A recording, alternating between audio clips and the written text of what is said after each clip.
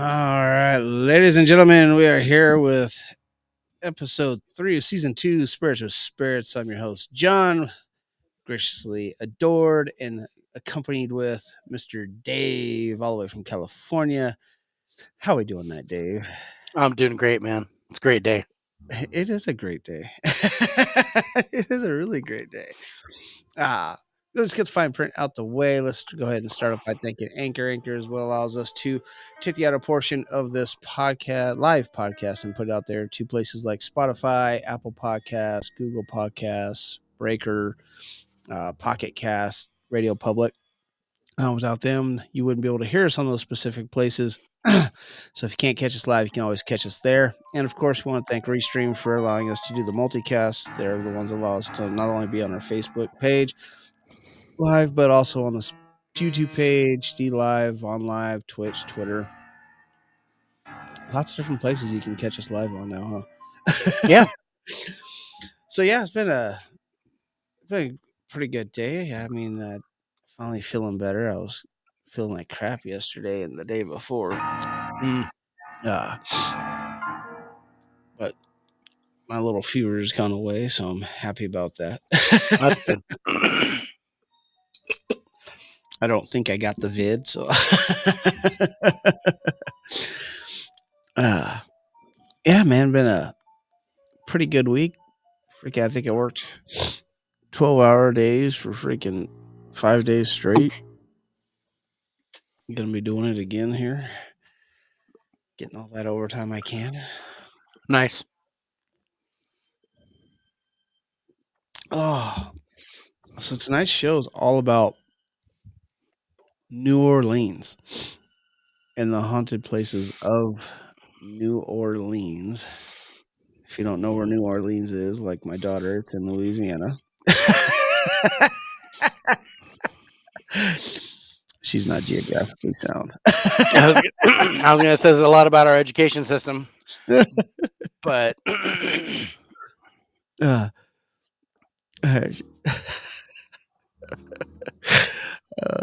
but recently voted the most haunted place in America. New Orleans. It actually beat Savannah, Georgia. Yeah, it's actually knocked Savannah, Georgia out of the top one spot there. Finally. Yeah, I'd rather go to Savannah than New Orleans. Personally, that's my bucket list town to go to do a big old haunt and investigation. But New Orleans, yeah, it's got some good stuff. I think for me, I've heard about New Orleans my whole life, whereas Savannah, Georgia is still kind of new to me. Oh. I mean, I know about all the history of Savannah, Georgia, especially with, the Civil War and all that great stuff. But as a haunted location, it's newer to me than New Orleans is. New Orleans has always been like a haunted place. I mean, shoot, I've been intrigued with New Orleans since I was a kid, whereas Savannah, it's only been 10, 15 years that I've been intrigued on going over there. Right. So, I don't know. Betrayed. I'm sorry. See? Sorry. Hello. Speak out, Savannah. I think I have a feeling those two places swap back and forth a lot as being ranked. Drip. Say trip? It sounded like trip. That is a trip. No, drip. Is it drip? Evidently, it's a drip. Is that like a drag? Is it like a Tony's term or? I don't know. We did. Mine said farther, so I guess it's farther than the 20s. But no, remember, there was one of our past episodes where it seemed like the ghost called us a drip. Yeah. And we were like, and it sounded like a 40s or 50s derogatory term. Such a drip. Such a drip. What a drip. What a drip. I can't. I wonder if that. I don't know if was that Carl Riddle? Was that from the Riddle House? Farther? It was farther, I guess. Can't be farther. I mean, I don't think it was farther. That was my first episode. You can't yeah. take. Oh, yeah. What are you doing? No, it says hidden now, so they're not going to tell me. I see. It's hidden. All I know is every time I pull up anything about New Orleans, the ghost tube app kind of goes Hey, what's up? off. Dover, hey, how we Hey, doing tonight? Dover. We're gonna talk about New Orleans tonight. Want to talk about New Orleans with us? It's it's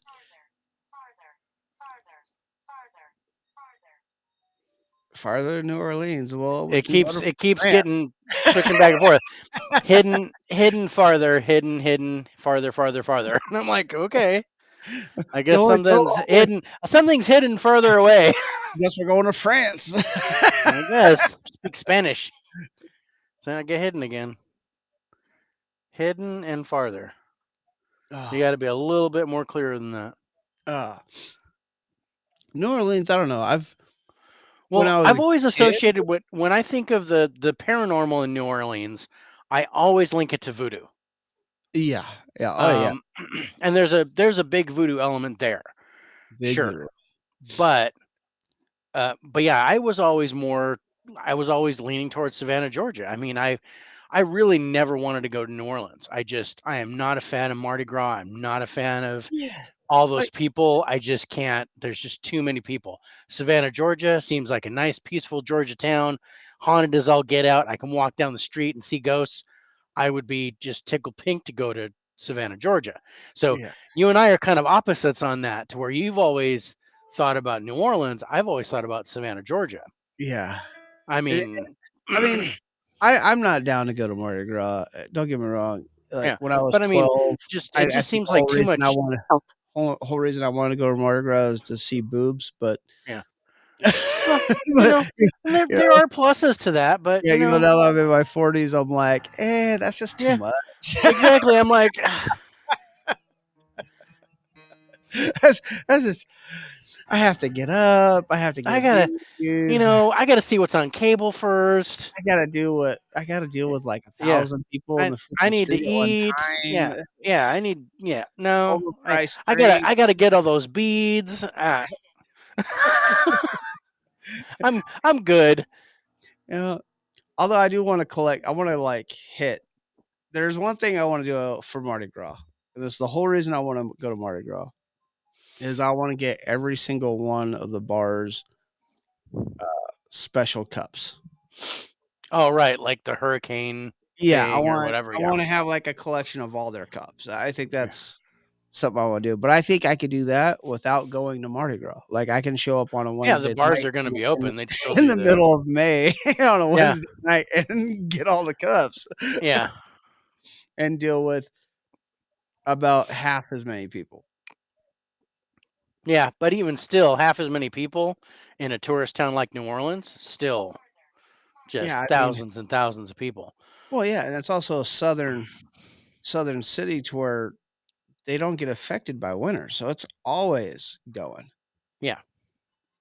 There's always people coming down to New Orleans. I don't know if it's me, but you were out of focus there for a little bit. It just came back, but for like 30 seconds, you were completely out of focus. Really? Yeah. Wow. Like your camera is focusing on something else. Come on, stay behind you. Stay behind you. Dover, I have done that, and that is a tragedy. That's why I have two separate types of yeah, you don't want to cans here and bottles now. Yeah, you don't want to spit in your drink cup. That's sad. I've never done that, but that would be sad. Accidentally take a swig at your spit. Oh my god, it was so horrible. Dipping's nasty to begin with, but oh god, that would just. I haven't done it in a really that would just end my day. That would just end it. I would be like, that's it. I'm going to bed. I'm out. It is a day. Let me tell you, it is a day Oh, ruiner. man. Oh, oh yeah, yeah, that is a day ruiner. I've done it. It wasn't a very proud moment either. No, I didn't think that'd be anything to brag about. Yeah, I'm Yeah, not. That's not a good yeah. thing. Hidden again. We're back to hidden. What's hidden? Well, Dave is all the way out in California, and I'm in lovely Colorado, Dover. What about you? Notice he didn't say lovely California. No. No. I lived there way too long to call that place lovely. Only thing lovely about it is my Dave's friend out way lives out there in there. California, and I'm in lovely Colorado. Okay, all Pennsylvania, right. nice. I definitely want to make a well, me and Dave definitely want to make a trip out there. Yep. Penn State and Eastern. Pennhurst, Eastern Pennhurst and State. Eastern. Yeah. Yeah. I put all that Scratch that. Flip it. So New Orleans, all right. New Orleans. So New Orleans. Back to what we're talking about. So, so recently flipped to number one. Yeah, recently flipped to number one, like 2 years ago. So the last 2 years, it's been number one, and Savannah's been number two. That's I And wonder what then created the switch. our other famous one, St. Augustine, Florida, that is number 4. That's dropped. Yeah, that dropped. What took over the 3 spot? I'm trying to remember. I can't friggin' place that. I remember Chicago. seeing Chicago was number 7 on the list. Yeah, it's hidden from my mind because I can't remember what it is.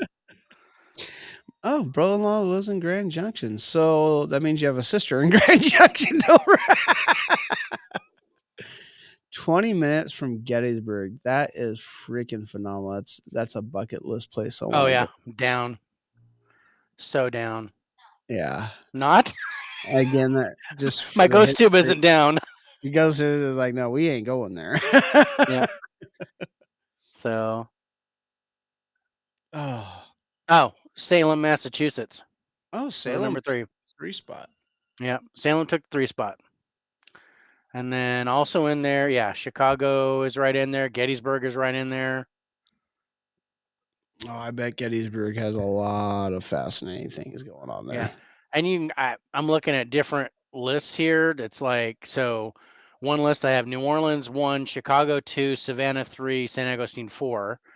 The next list I have Savannah 1, Gettysburg 2, Salem, Mass 3, New Orleans 4. Oh, wow. And then crazy one here, I got Portland, Oregon 1. Yeah, Portland, I've heard quite a New few things Orleans there. 2, San Antonio, Texas 3, and Salem, Massachusetts 4. Salem, Massachusetts. I've never been there. I want to go there. But Dover, I have a feeling I'll be disappointed when I go there. In the paranormal aspect.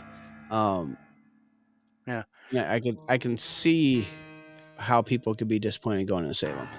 Yeah. One, they probably didn't burn a single witch. Which is the whole reason that place is such a driving. Its claim to fame is the witch Salem witch trials. trials, yeah. Yeah. Which, yeah. Which I'm sure no witches were harmed during the during that time. But at the same time, with what 20 some odd women that were killed, if I remember right, and one man. One man. I would feel there would be some paranormal activity there, based off the tragic endings all those people came to, especially being innocent and just killed because some dude was attracted to her, and he was in high standings and got called a witch.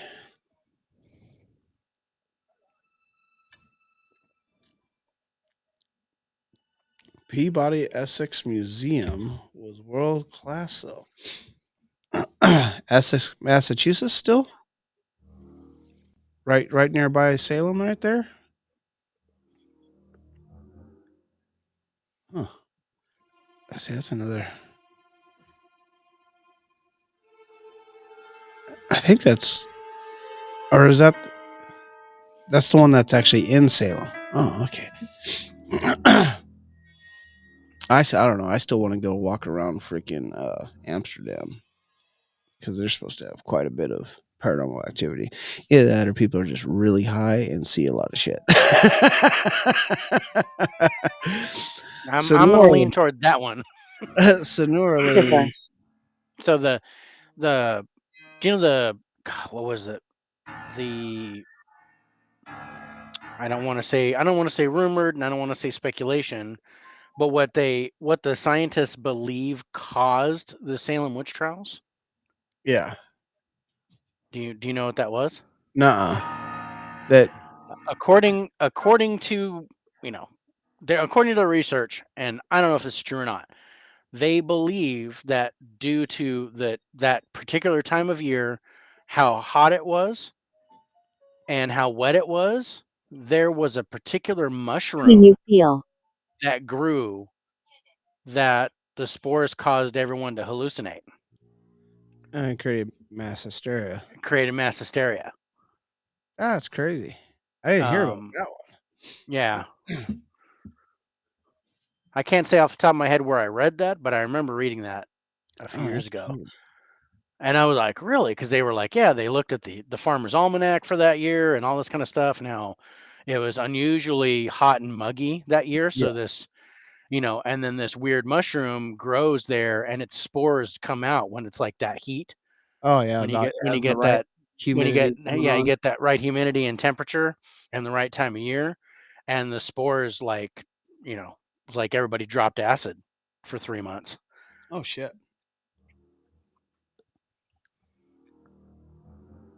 Oh, so New Orleans. New Orleans. Maybe we'll get to what we're talking about today. Um, so yeah, I took like what they deem as the top 10 most haunted places. Yeah. Um, and coming in at number 10 on my list is Lafitte's Blacksmith Shop. See, I didn't even see Lafitte's. Is that Lafitte? Lafitte.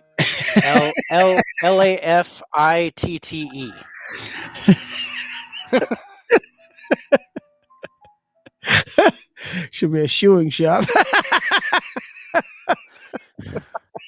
I think they missed a good thing there, I think. There's a good thing there.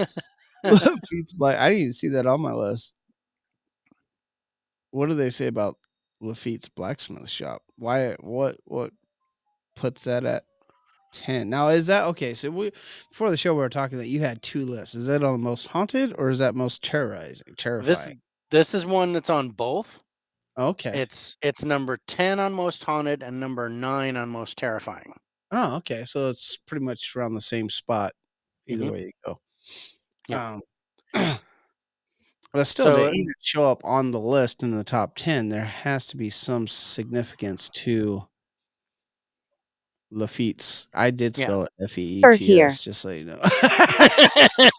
He did spell it feet. Well, you might as well spell it like it sounds, phonically. So, um, so anyway, so it's on Bourbon Street. Oh, I gotta do that. Um, Thank you for reminding me, Dover. Sorry. Dover hit me with something that I was wanting to do yeah. this week. So yeah, 941 Bourbon Street.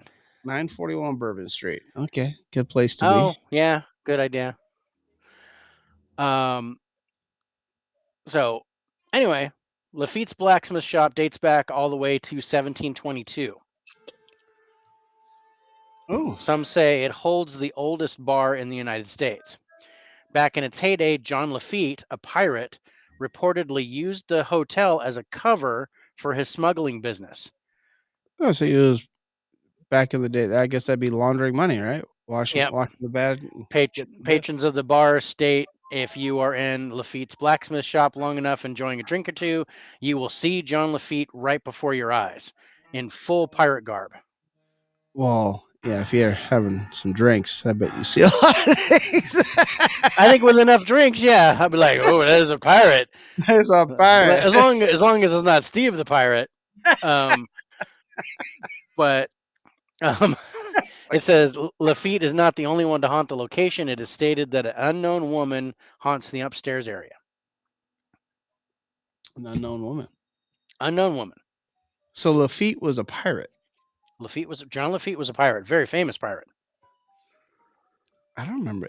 Jean, right? Jean. Yeah, Jean Lafitte. Jean Lafitte. Jean Lafitte. Yeah, should have been a cobbler, but I guess pirates make more money. You missed a perfect opportunity, I'm telling You you. did, darn it! Really? Could have so gotten through that. Not? my ghost tube disagrees.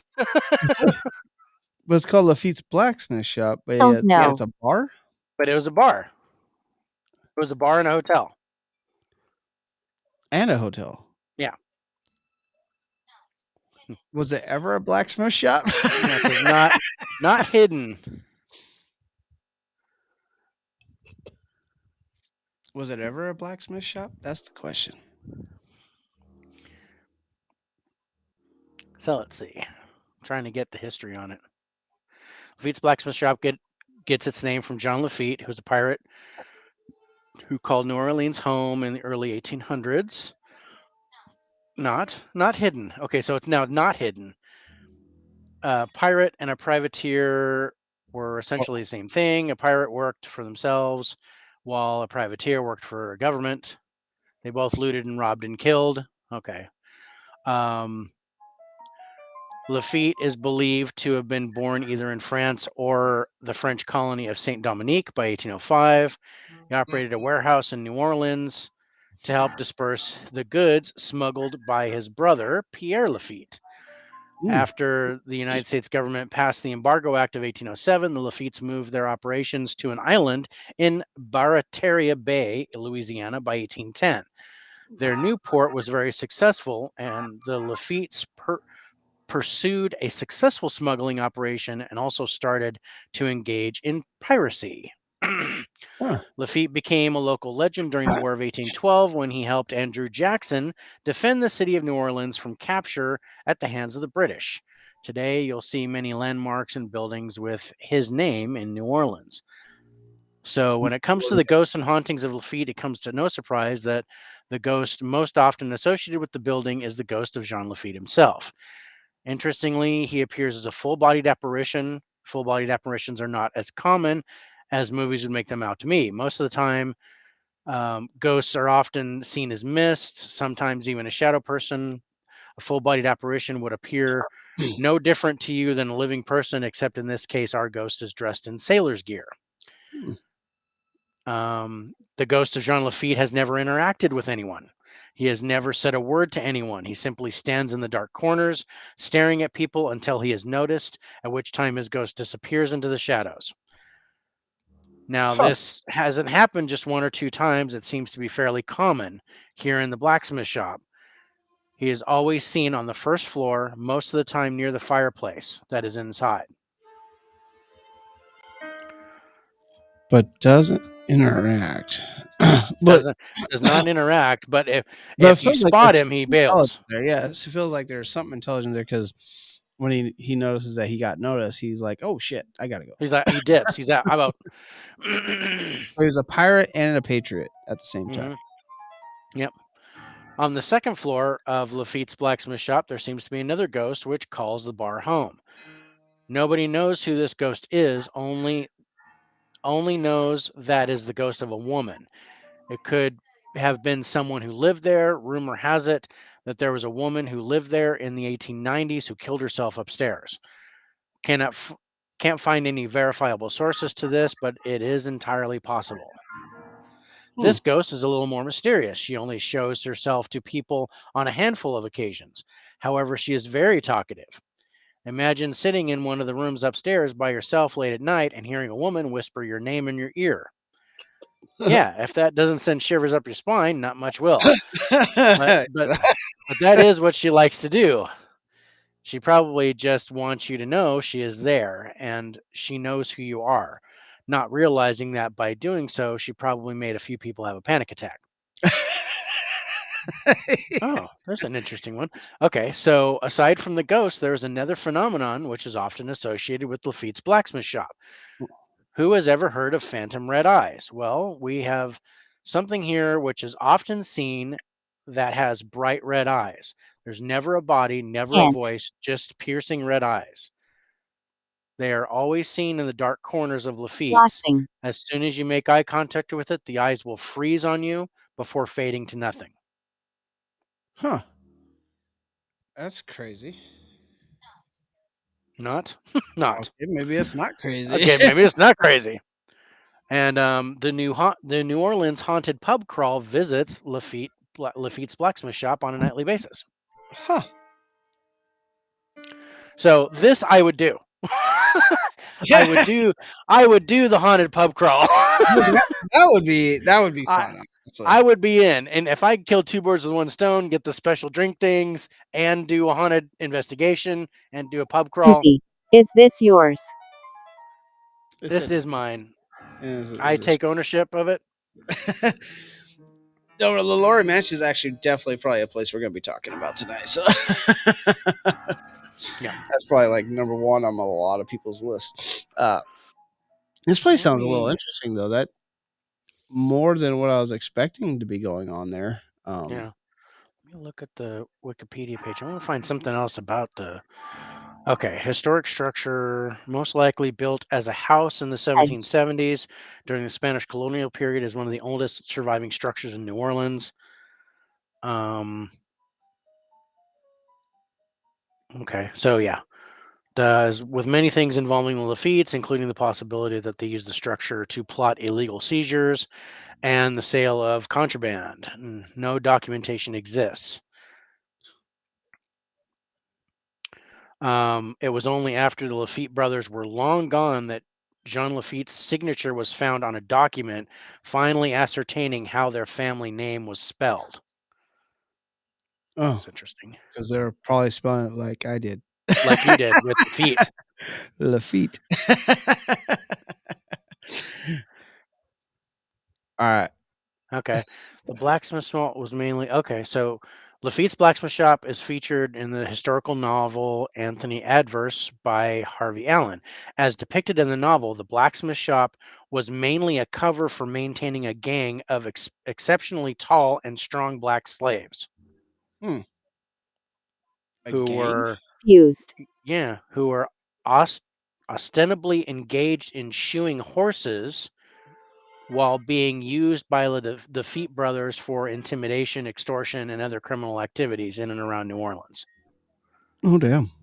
So they did shoe horses. There was some blacksmithing going on, Okay. but That's it not seems that really it seems that it was a more of a definitely a front. knuckle breaker. Yeah. They were used as shot callers. Yeah. Interesting. So anyway, that's number 10 on my list. That's not a bad number 10. I think what two things for me that stand out there, and it's not Lafitte at all. It's No. the woman on the second floor Hmm. and the phantom red eyes. Yeah. That kind of captures me a little bit. The phantom red eyes, I think, is probably most worrisome thing. I would think. Yeah, that could be something non-human, but it doesn't interact. Yeah, I say, but at the same time, it doesn't interact with people. It's just a set of red eyes that basically pierce into your freaking soul, and then poof, they're gone. Mhm. um, I but think nothing. Laurie Mansion, which Dover just mentioned, I think that's on my list here. me about It's like it. number 1 Yeah, on it's one. number 3 on my list. I saw it like number 1 on 2 or 3 different lists. Yeah. Um, Yeah, that's one I actually, definitely want to see. yeah, we're gonna talk about that too, Yeah. but that's a little bit later. We're starting at 10. We're starting at 10. We're building We're to the building. good stuff. We're building. So that's 10 on the haunted and 9 on the terrifying. What's Yeah. 10 on the terrifying? 10 on the terrifying is Sultan's Mansion or de Gardet. Sultan's Palace? The Sultan's Palace? Yeah, the Sultan's I have that Palace. as number So 3, Careful. number yeah, 4 yeah, Sultan's on most Mansion haunted. Sinner. is the 10th most terrifying. And I'm guessing it's the same one that's here. It's number 7 on my most haunted. It's labeled the Gardet Yeah. Lafitte Mansion. Yep. Yeah. Laprette. Yep. Yeah. So yeah, that's number 7 on most haunted. Number 10 in your hearts. Number 10 on most terrifying. It's number 10 on the field, number 1 in your hearts. Yes. Number 16 in your program, number 1 in your hearts. Shane Falco. Sorry, movie quote. Yeah.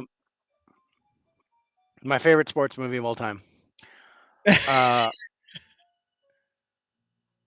So we can talk about that guy if you want.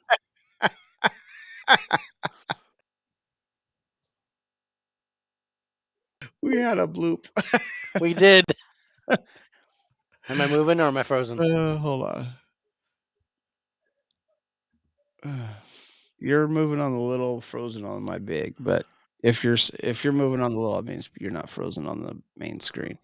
That's Okay. weird because the private chat popped up at the same time for some reason. That's where the one that I wrote like a half an hour before the show started. Yeah, that was funny. I was laughing at what Dover put in the chat. He had to ice his buddy Ron Bacardi. Yeah, I understand. I get it. I've had to do that. Poor Ron, man. He's got bad knees. I know I got bad knees after I drank Bacardi. Okay. Yeah, right. That's why I drink Sailor Jerry. I had a bad experience. Yes. So yeah, I don't touch rum. And the other one is Southern Comfort. I don't touch that son bitch. I got to thank Kevin for that one. Kevin probably ruined me on Southern Comfort. Totally ruined me. Yeah, right. It gives you bad balance. Totally get it. There's no feng shui with the rum. No, there's no feng shui with the rum. There's no flow. I drink that, I fall down. It's not good. No balance. Be careful. Thank you. I will be careful next time. That's funny. Okay, so where do you want to go next? Do you want to look at that? Well, that mansion. Do you want to hit number 9 on the haunted, or do you want to pick one? I'm pretty sure mine are all. Well, you have the Sultan's Palace. Yeah. On my terrifying at number 10. On my haunted at number 7. Okay, we'll wait till we get to 7. I'm just interested to see where they end up on your terrifying level. So how would you rank Lafitte? Blacksmith bar. Blacksmith bar. Well, shop, but it's a bar. No actual blacksmithing really took place. Yeah. But they shoot horses and they did shoot horses. And so there was some blacksmithing, and it did have to do with some feet. Yeah, there were some feet involved. There were some feet. Horse feet. There were some horse feet. Okay, so score it. Lost. On the haunted scale, I think it's pretty haunted. It sounds like it has a. Yeah, And I definitely say a big intelligent and aspect to the I haunt think there's an itself. intelligent aspect. I think there's even a little one with Jean Lafitte. I think he's intelligent. He just doesn't want to talk to anybody. But Yeah, the lady upstairs, she talks to people, so she yeah. interacts. What was it? She But whispers your name in your ear? yeah, Is it? Yeah, see, I've had that happen. That's not a I, good feeling. no, I've had that happen. I've had that happen too. They're It's here. it's weird by myself in my house, and I hear a voice in my ear go, "Hey." I'm like, Oh, good. what the fuck? So that So turned out to be the ghost of the owner of my dog when I got her after I oh, got her. shit. Oh, yeah. Remember you told me. Um, that was a weird one where I smell cigarettes in the house at 9 o'clock every night, and I'm like, and no one smokes in my house, Yeah.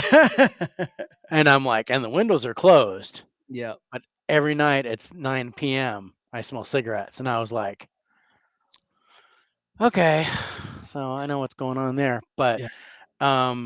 anyway, I got to go 50-55 for haunted level. On the haunted level? Yeah, for the blacksmith shop. So you put it Because full bodied apparitions, See, that's a lot. that right there tells me I'd score that higher because Yeah. it's not I'm just full bodied apparition, it's a commonality that yeah. people see an Yeah. actual Oh, now full bodied Dan, no. Yeah, apparition. no, you're right. Because Lafitte shows up a lot, A apparently. lot. He shows up a lot. He's right there. So yeah. I mean, I'm still not gonna go super high with it. I'd probably go closer Maybe to 70. 60. Yeah, I think I'm Uh, gonna go 60, you're gonna go 65. Um, because I don't know whether that's intelligent or not. If it's intelligent, if I it's more in I feel that there's some intelligence there. 'cause he notices, and Because that's he the thing. notices and he dips. It's not like Yeah, he's just it's not like a residual where he's just acting out something. yeah. He stands there and he stares at you, and once you notice him, he's gone. So I think that's intelligent, but he doesn't interact. The lady upstairs, she interacts, and then the phantom red eyes, I have no idea what that's about. The Phantom Red Eyes actually is what, uh the thing that gets me. It's I even put a question mark on my,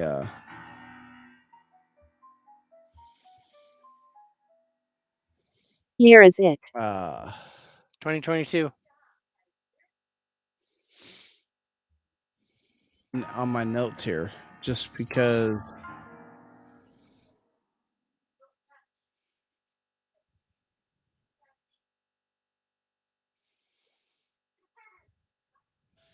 uh My first thought was that the phantom red eyes could be Jean Lafitte as well because they're seen in the same location, but the red eyes, that's usually not a ghost. That's Red Eye usually is usually something. something They're non-human. simply I don't usually wanna say something demonic or anything like I that, don't but want to say definitely demonic, but non-human. could be, 'cause It could be I'm still leaning toward voodoo element there. There could be something with the voodoo. It could be some sort of non-human or elemental type entity, and it is one of the oldest structures in New Orleans. So yeah, it could be not Lafitte, who's the guy from Interview with the Vampire? Lestat, Lestat. it could be Lestat. Could be Okay, Lestat, you know what I it mean? could be Lestat, Oh, sorry. dude. Um, but yeah, no, put me down for 65 for haunted level there. I put a 60 to 70 on the haunted level. Yeah. It's 'cause I think that's I kind of still I don't think it's dangerous. I don't know if the red eyes do something later. We've 4. got one person that interacts. I haven't I don't have I there's don't no reports of see physical m contact. yeah, I don't see anything malicious there. I don't see No. any physical contact there. Yeah.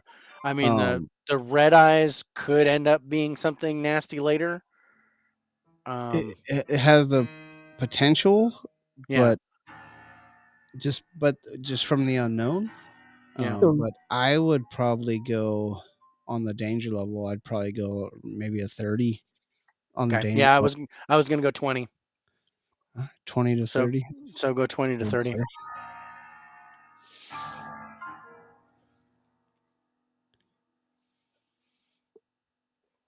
VAR FY. I don't know. No, I don't know what that is. Yeah, we still have no idea what those are. But welcome to the show, Yeah. Danica. Uh, yeah. Okay. So 67 on the haunted level because it definitely feels intelligent Yeah. there. Um, and a 20 to 30 on the danger level. And I think the only reason I put it even that high is just the unknown for the red eyes and whatnot. Yeah. Uh, And I think the woman upstairs can be physical. They just I aren't think she yet. chooses not to be. I think she chooses not to be, but she likes to interact. She's chatty. She's a chatty Cathy. She's a chatty Cathy. So I'm But gonna when name her if Cathy. she becomes a Karen, then watch out. Yeah, I'm putting her as Kathy now. She is now no longer unknown. She is now Kathy. She is a Kathy. She's a chatty Kathy. All right, so that's 10 on the list, 9 on the terrifying. What is your Mhm. name? What is Want. 9? I'm John. That's Dave. Yep.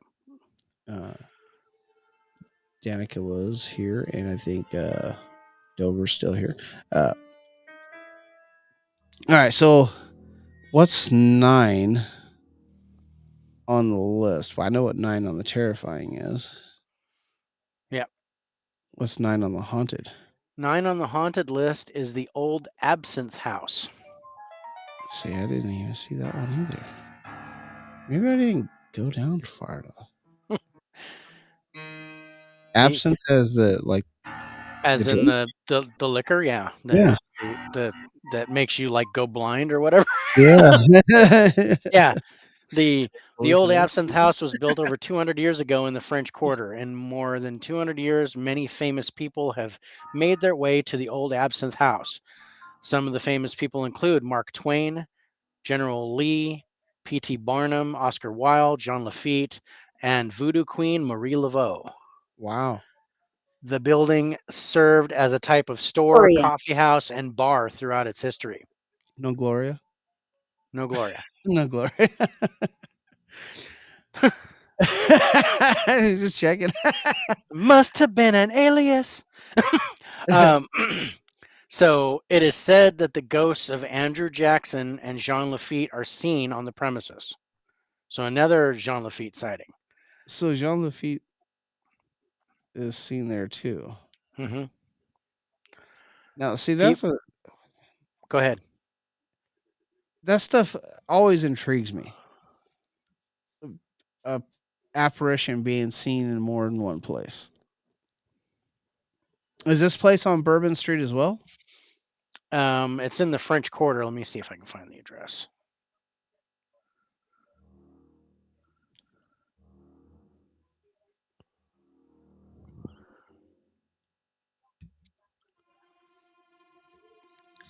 Corn squeezing made improperly will make you go blind.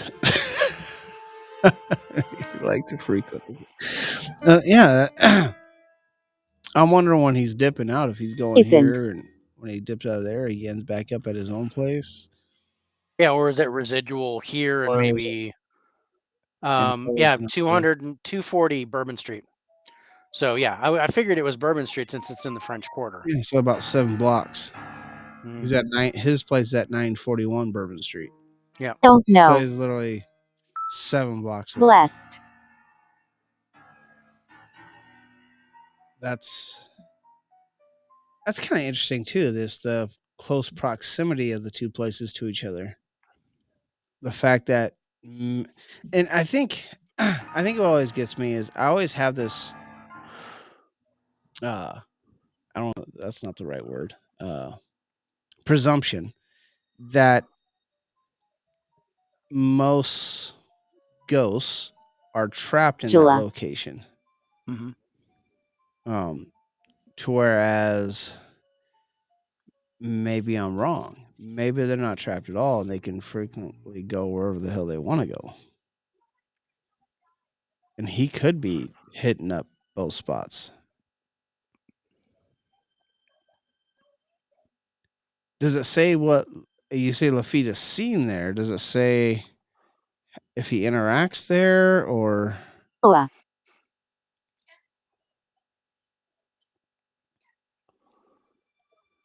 Yeah.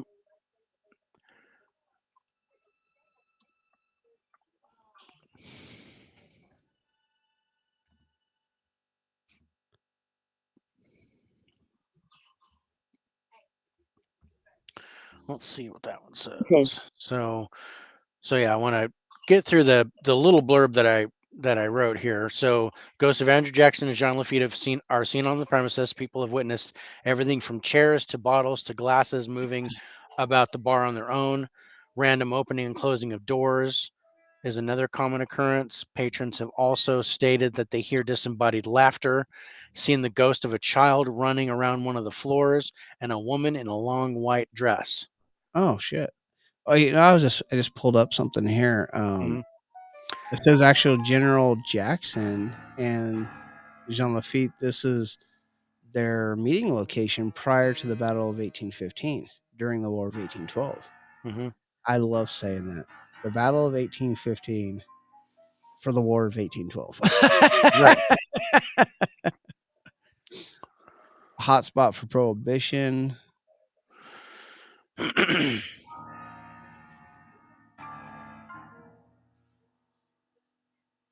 Huh.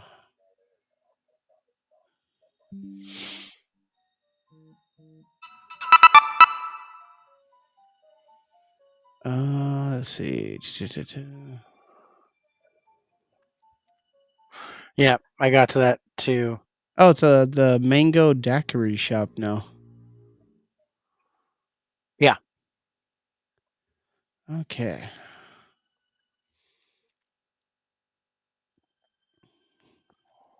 Uh, Legend had a second floor of the Old Absinthe House. Jackson agreed to release Lafitte's army of pirates from prison and to grant full pardons to anyone that would fight in the Battle of New Orleans. Wow. Let's see. Yeah. So originally built in 1752, the Old Absinthe House Okay. notoriety exists because of a few different reasons. One, it was allegedly the meeting location for General Andrew Jackson and the infamous pirate Jean Lafitte prior to the Hide Battle of now. 1850. Um, a century later, it was a hotspot during Prohibition and was nearly shut down multiple times. The original building, however, was destroyed in the 1788 Great Friday Fire. Yeah, saw that.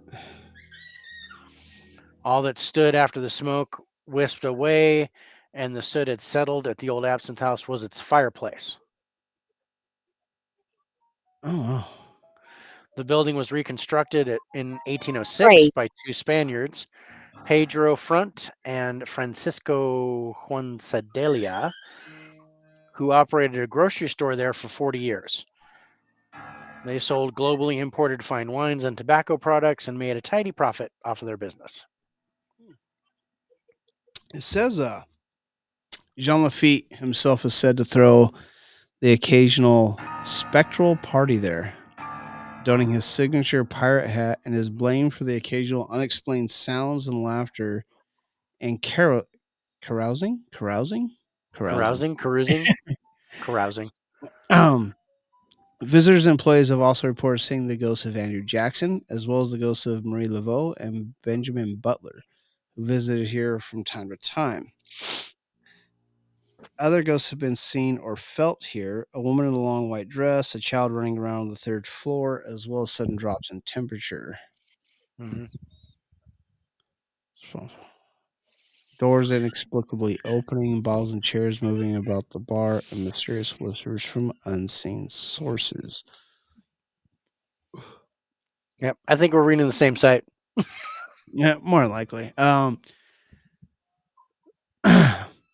think the front, chairs and stuff moving around is a little worrisome to me. Yeah. Something can It's affect just, physical objects. yeah, if it can touch a chair, it can touch me. You know what Yeah. I mean? There's one thing that we don't seem to get at the blacksmith shop. Is a lot of physical There's a lot activity. of physical activity, like things throwing around and stuff, doors opening and closing, lights turning on and off, stuff like that. None of that. It's mainly just you see stuff and you hear stuff. at that place. But here, there's like things physically moving. Yeah, You get that's more of a variety of hauntings here. so okay. So that was 9 on your haunted list. Does that show up on your terrifying list? It is not on my terrifying list. Not on the terrifying list. And for me, that place seems more terrifying than the blacksmith shop. Yeah. And it does I'm not, have that feel that Lafitte is not residual there either. yeah, I agree. So, I mean, it kind of Like blows he's our theory that an intelligent haunt can't be in two locations. yeah, like he's freely moving between his two favorite places, And which maybe, makes you sense. He know, has a lot of history in two different spots. and I don't know for sure, but what if there's some kind of underground tunnel, Then. It wouldn't surprise me, right? especially Regret. going back and forth from his own place to there for meetings for the War of 1850 or the War of 1812. I never did understand why they called it that. I know they talked about it in history, but I Well, it's still funny, don't it didn't understand start in it. 1812. No, it It started in started 1815. no, it started in 1811 and went 1811, that's right. yeah, and went all the way through True. 1815, but they called it the War of 1812.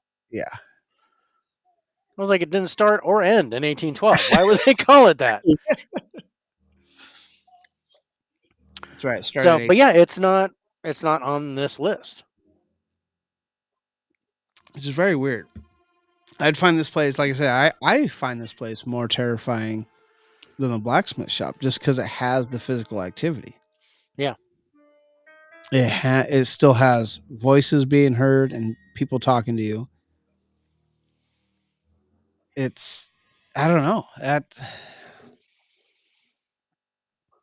The other thing is the woman in the, High in kick. the long robe, is that the same woman that's also in Lafitte's place at the blacksmith shop at the bar? I don't I don't get that impression, but I it didn't get might that be. impression. It was just a question. Yeah, Could might that also be the same person? it's I think it's possible. Is she tied to Lafitte? I guess is the big That's question. interesting. Tea If room. if the rumors are true and it's the lady in the 1890s that killed herself, then I don't think so. Then she wouldn't be tied No, to Lafitte at yeah, it all. wouldn't be the same. If it's someone completely different, and maybe she's tied to Lafitte, but I don't remember anything about Lafitte What's having a woman interesting or is it seems like was it Andrew Jackson, right? Mhm. Table. And Marie 49. Laveau. It seems like they're at the party too. Yeah. You know what I mean? It's like he's having this paranormal Well, party over there's there. a party. Maybe Mark Twain. Maybe Oscar Wilde. Yeah, you got all these guys showing up General Lee. partying down at this place, and they're from these different eras. Yeah. It's very interesting. That kind of gives a whole new meaning to what goes on in the afterlife. I think if these different era spirits are sitting there mingling together, Mm. doesn't it? I mean, doesn't it sound odd that you have someone from the 1800s partying with someone from the 1900s in the paranormal world? Yeah. Well, we don't know for sure if they're there. They know for sure. They believe they've seen Andrew Jackson and Jean Lafitte there, Yeah. and um, Benjamin Button.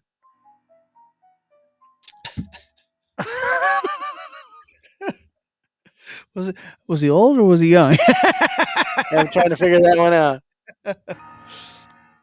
uh, I'm sorry, Benjamin Butler. 39. That's all I could think of was Benjamin Button. I said 49 twice now. I wonder if there's 49 spirits at these parties. Maybe. That's interesting. Paranormal party. And Marie Laveau is the other one. But Yeah, that's all from the same period, I think. Can't. but she was late 1800s though, wasn't she? Marie Laveau?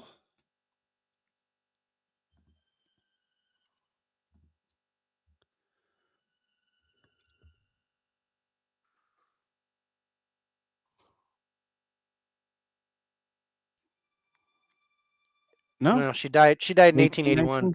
Yeah, So 1819. she was born in 1801. So yeah, that all kind of fits. Yeah, I don't think it's Cut. different eras. No, it's not. I just don't think that. And it was interesting that I hate to jump off subject, but I'm probably getting ready to go on a break anyway. Yeah. Um the last episode of Kindred Spirits, they had two ghosts in a house that were mother and daughter that died at different times, Yeah. and they had no idea the other ghost was in the house. Yes. Oh, And then they did dual spirit box sessions where one guy channeled Adam channeled the mother and Amy channeled the daughter, and they were able to talk back and forth. what was the Ghost Bro the show with Osborne and the Ghost Brothers? Yeah, Fright Club. Fright Club. They just had something like that on there too, and I had the medium from Holzer Files came on and was talking about that. Hmm. How the mom and daughter were at this guy's house, but yet they couldn't talk to each other, and the daughter's constantly wandering around the house trying to find her mom.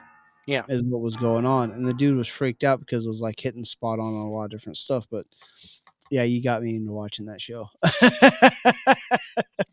First season is out of the way. yeah. um, no, But that's interesting. But they died at different times, but they weren't able to communicate with each other right, because they had separate they deaths. couldn't see each other. They couldn't see the other ghost.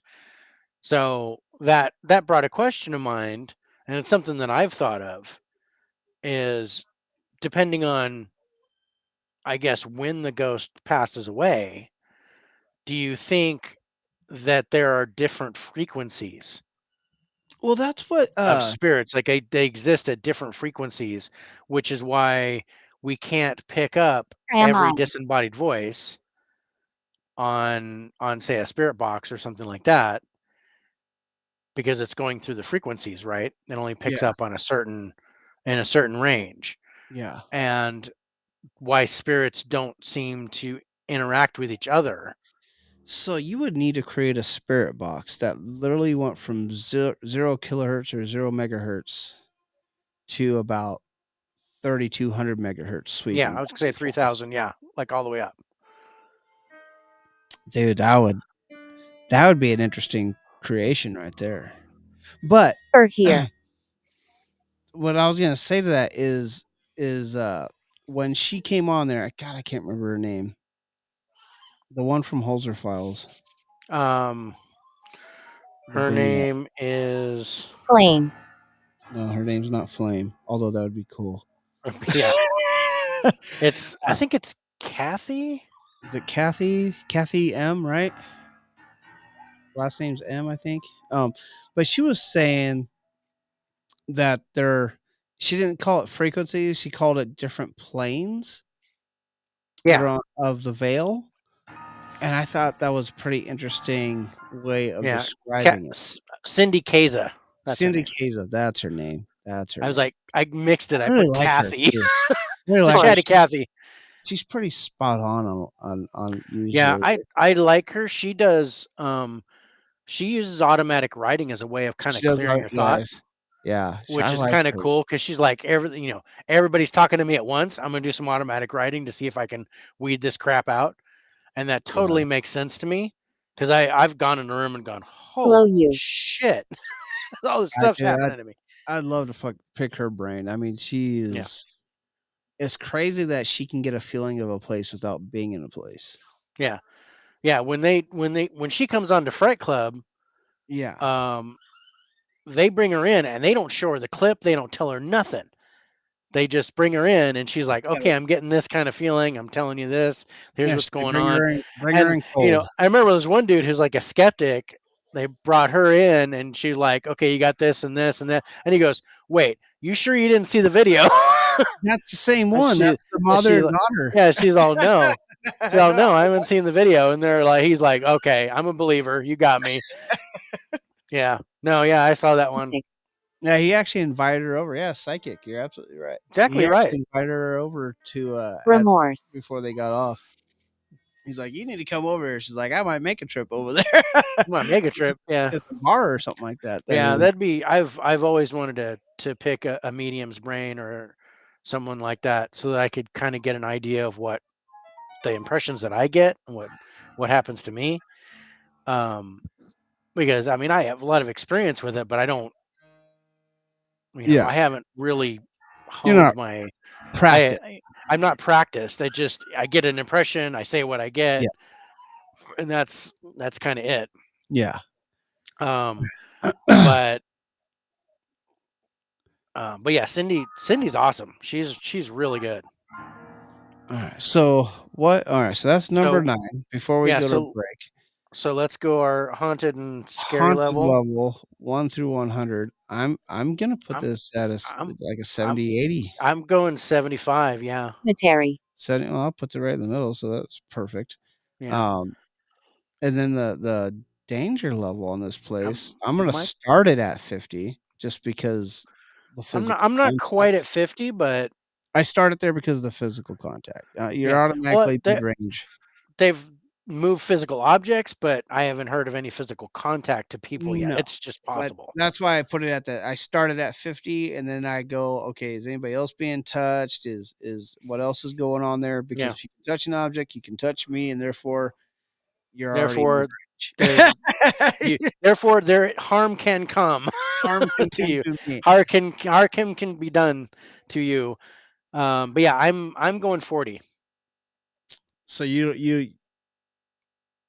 get I 40 points based off of the based physical off the contact. the physical movement, opening doors and stuff. I think it's just maybe a skip and a jump for Yeah, them to start I haven't heard actually physically harming people yeah, and I doing haven't heard stuff. anything about bottles being thrown at anybody or anything like that. I've heard bottles being moved, glasses being moved, but Yeah. yeah, not being thrown at anybody. No actual like So directed malevolence. yeah, so I would give that I'm gonna give that a 60. Okay. So I'll put 40 to We're 60 on usually not that. that far apart. That's kind of an interesting one. Yeah, well, like I said, I start at 50. Just if you can touch Yeah. something, Yeah. you're If already you can bang move at something, your mid yeah, level. I'm but gonna I'm start you at still 50, and I'm gonna give it I'm an not extra No. 10 no. just See? because No. they're not mad at you. Doesn't mean they can't be and won't throw shit at you. Yeah. Yeah. I'm not 100% sure Watching. that everything's intelligent there. I don't I'm thinking the no, movement and I stuff, I think think a lot of that can be residual. I th I don't think the moving stuff is residual. I think maybe the partying is residual. Right. Well, what do you do at partying, right? You clink glasses, you do Yeah, stuff. I'm thinking but they that kind of weren't goes together. you think they go together? I kinda read it as there were separate things going on there, Yeah. and I read, like, the chair moving and bottles and stuff like that moving, glasses. I read that more as poltergeist activity and not associated with Lafitte at all. Okay. That's how I read it. Okay. When I read that, that's what pops into my head. Again, this is our opinions and shit. Yeah. Uh, but I do think there's a mixture of an intelligent and And residual. residual there. Yeah. And I'd be I'm really interested to see if I'd really be interested to know if that Lafitte is is intelligent. intelligent Yeah. and not residual. Because if Yeah. he's intelligent in both spots, that means he's literally going back and forth. Yeah. And who knows? There's a lot of places in New Orleans that have his name on it. Oh, dude. Yeah. So So we're I'd getting be there. interested if we run into some more things with Jean Lafitte being seen in New Orleans. That's going to be an interesting find, I think. Yeah. All right. So let's go ahead and take a quick break, and we've hit 2 out of the We 10. fit 2 out of the 10. So, but we'll jump ahead a little bit. Yeah. Maybe we can hit like 4 or 5 in this next segment. Yeah. Uh, we'll be right back. Enjoy the creepy music.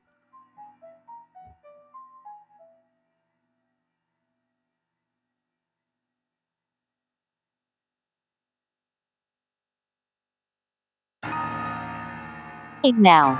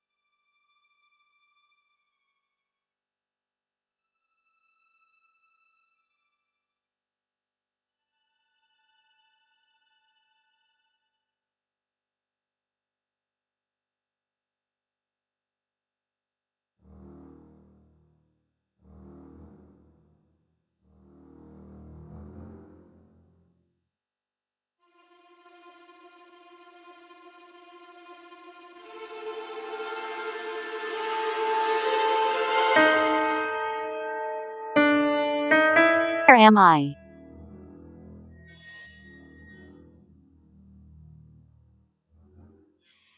Real.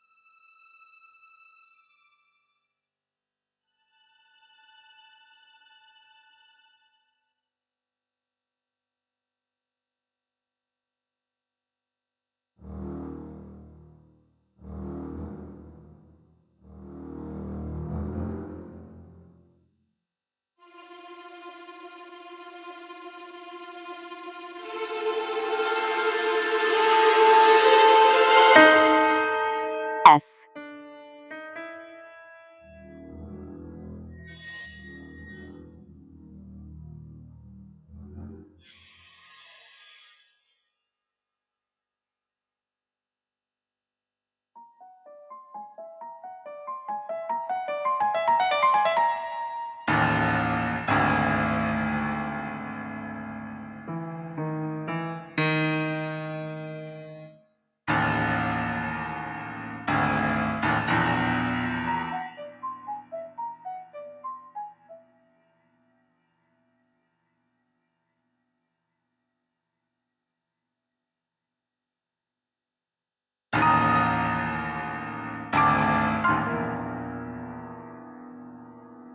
Don't know.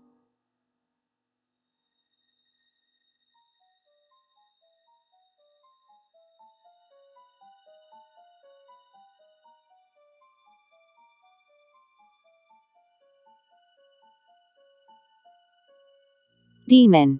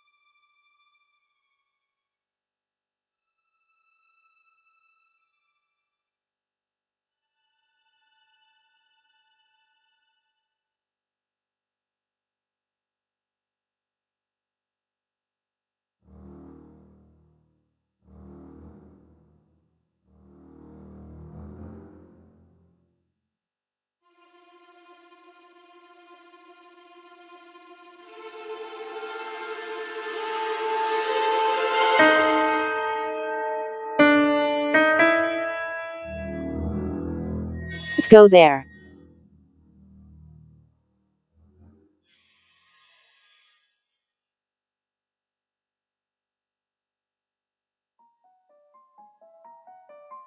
Are you okay?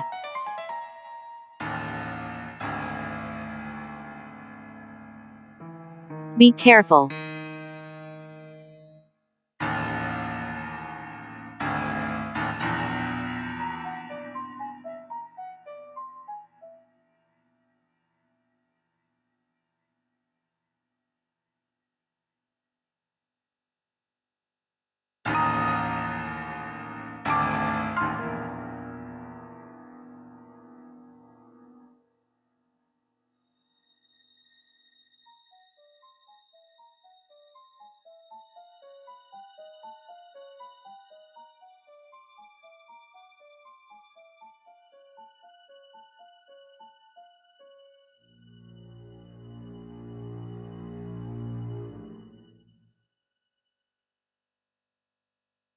Hyped.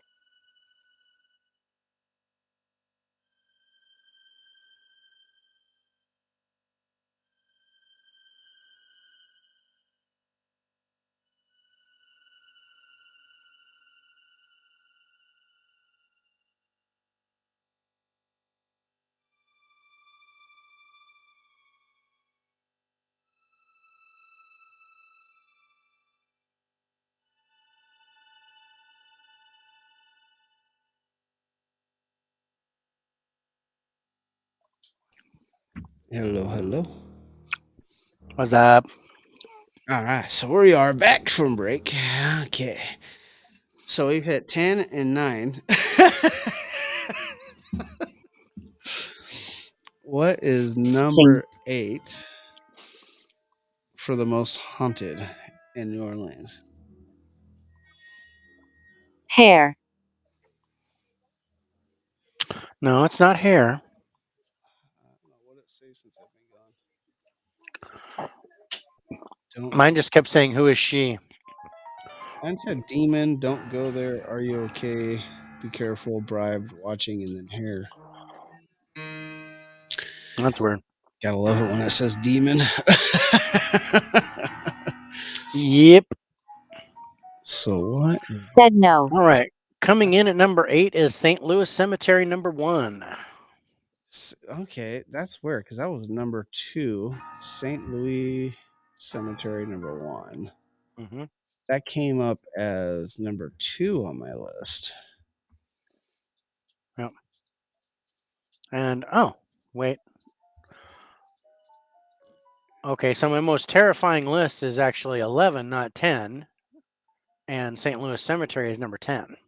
So Sultan's Mansion is number 11 on the most Sultan's terrifying list. Palace is number 11.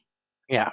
So St. Louis Cemetery at 425 Basin Street is number 10 on the most terrifying list. St. Louis Cemetery number 1, right? Yes. See.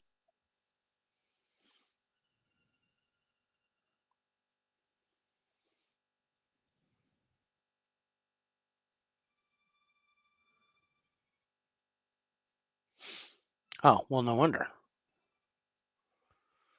What? St. Louis Cemetery number 1 used to receive an excessive amount of visitors. These visitors were not looking Full. to pay their respects to the departed loved ones as much as they came to visit the tomb of Voodoo Queen Marie Laveau. Oh, yeah, she's buried there. She's buried there. Many Oh, believe that if you knock 3 times, write 3 X's three on the X's. tomb, and knock 3 times again, leave an offering, whatever you wish for will be granted. Yeah. Some say they have unusual feelings around the tomb. So what's crazy about that place is they have over 700 tombs in that place and over 100,000 bodies. And it's still an active cemetery. So there's more and more people going into that place. Mm-hmm. But there's Marie Laveau, who's buried there, who's said to walk around the place um, in her brightly colored clothing, a red and white turban. She suddenly appears and then vanishes from plain sight, but she's notable for walking around and yelling out a curse and heard throughout the streets past the cemetery. Hmm. Brett. Um,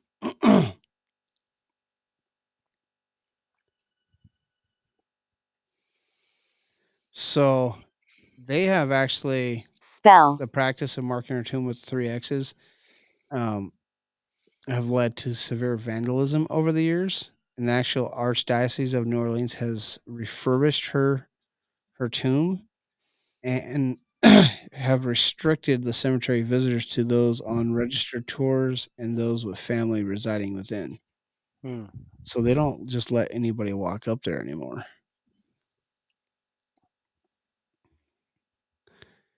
And then you have Henry Vines. Oh, that's a good photo of him too. Henry Vines, Mm-hmm. which is kind of fucked up what happened to him. He had an awesome tomb there that he bought for himself, and then he went uh, to work. He was a sailor.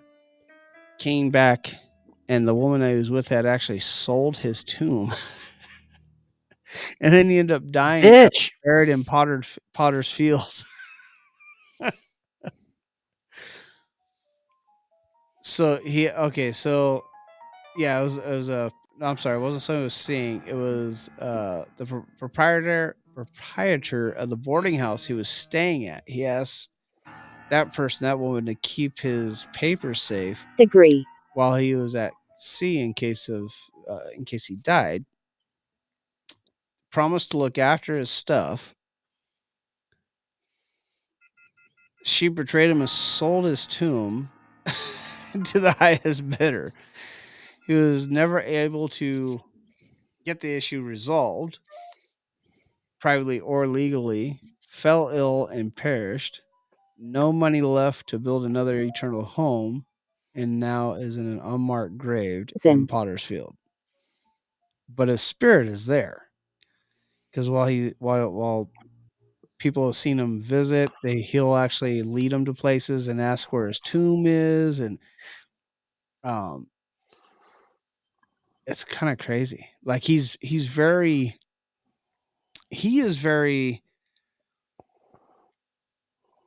I guess responsive or not, that's not the word I'm looking for. Very interactive, I should say. Mm-hmm. He's very interactive with people that visit the actual cemetery. Yeah.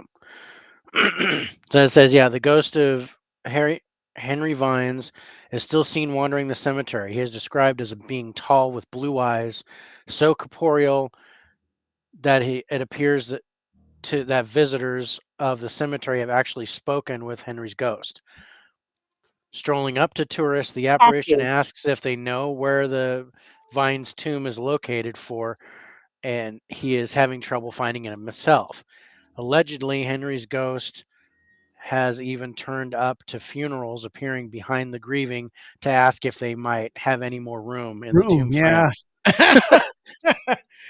Is there room for one more? Do you have room for me? Can I get in there with Grandma? Um, I'm sure she uh, wouldn't mind. his apparition has been Um, caught on camera, and so has the distinct sound of his voice on EVP saying, "I need to rest." I need to rest. Yeah, I was gonna say there's an awesome EVPs. I need to rest. Yeah. Um, Um, but yeah, it talks about the ghost of Marie Laveau has been spotted in many locations throughout the French Quarter.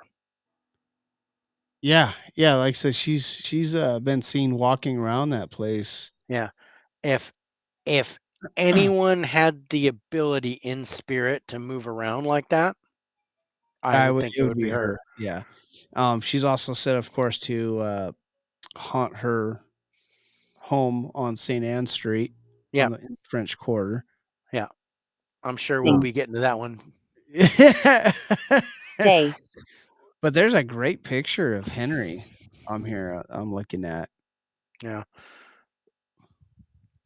It's a great black and white. Um Another lost ghost haunting St. Louis Cemetery #1 is that of Alphonse. Alphonse is going to bring him up. Yeah.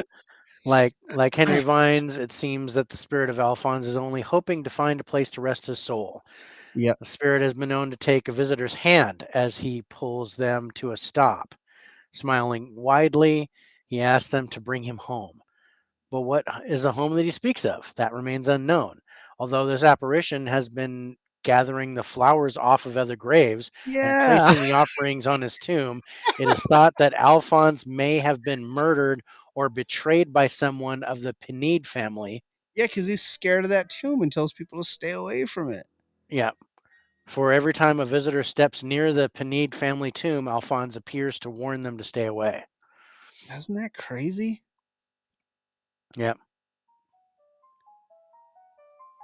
Oh, he's got a 4-leaf clover on his tomb. Dun dun. I don't know why I done that. Yeah. Bad timing.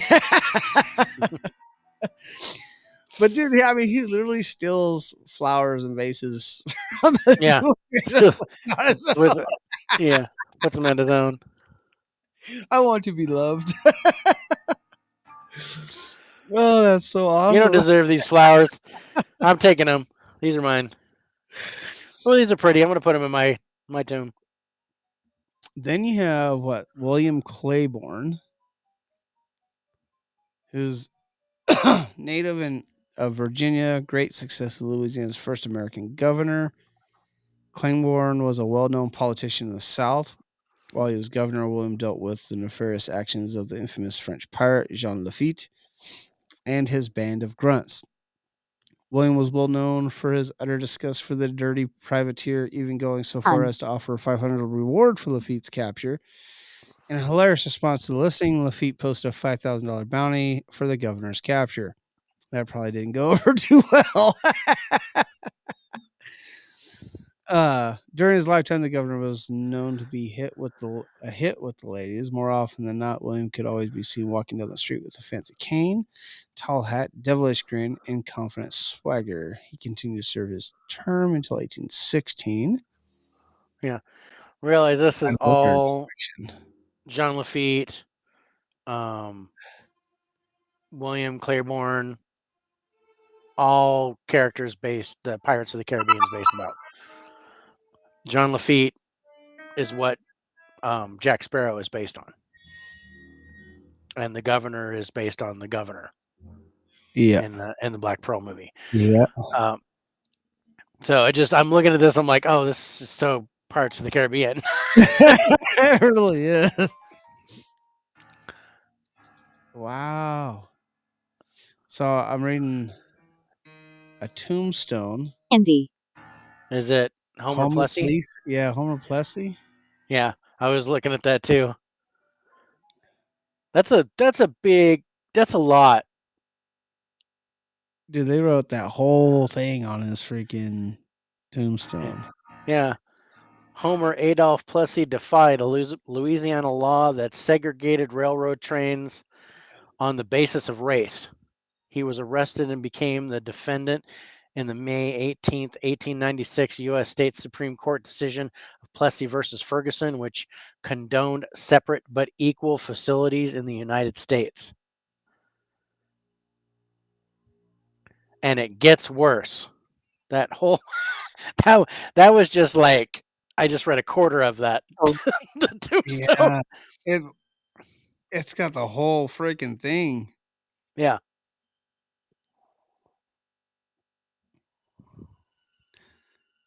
Dang. Yeah, Homer Plessy of the 1896 Plessy versus Ferguson Supreme Court case was a New Orleans native, born of two white passing parents.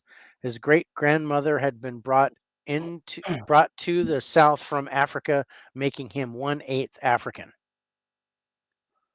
Okay. Madame Laurie's here too.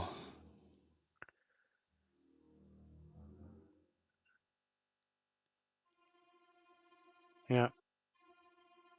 I'm looking at Paul Morphy. Where am I? Yeah, I did one crazy. Recognized by many as the unofficial world champion of chess, Paul Morphy had a natural talent that was unheard of in the 19th century. His aptitude for the game swept the country, especially after he completed and won a 10-hour match facing away from his opponent while attendants moved the pieces for him. Yeah, I think we're reading the same thing. Yeah, we're probably reading the same article.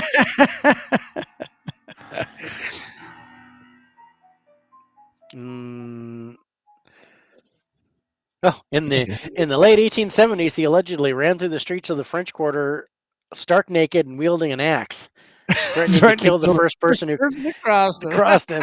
He succumbed to Mother. madness and had a stroke in the bathtub in 1884.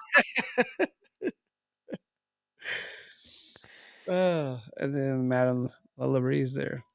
Yeah, He's just, Madam. I guess, the most 7 famous people that are buried there. Yeah, not necessarily their ghosts, but The first 3 the actually first have. 3 actually have reports of their spirit.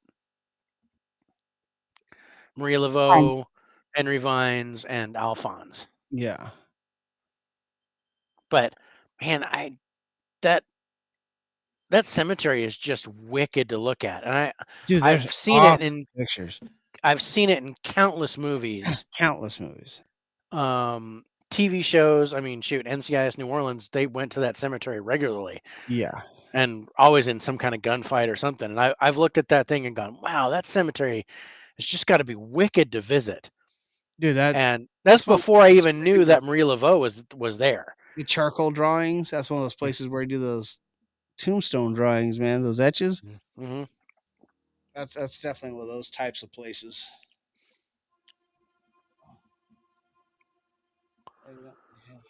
Yeah,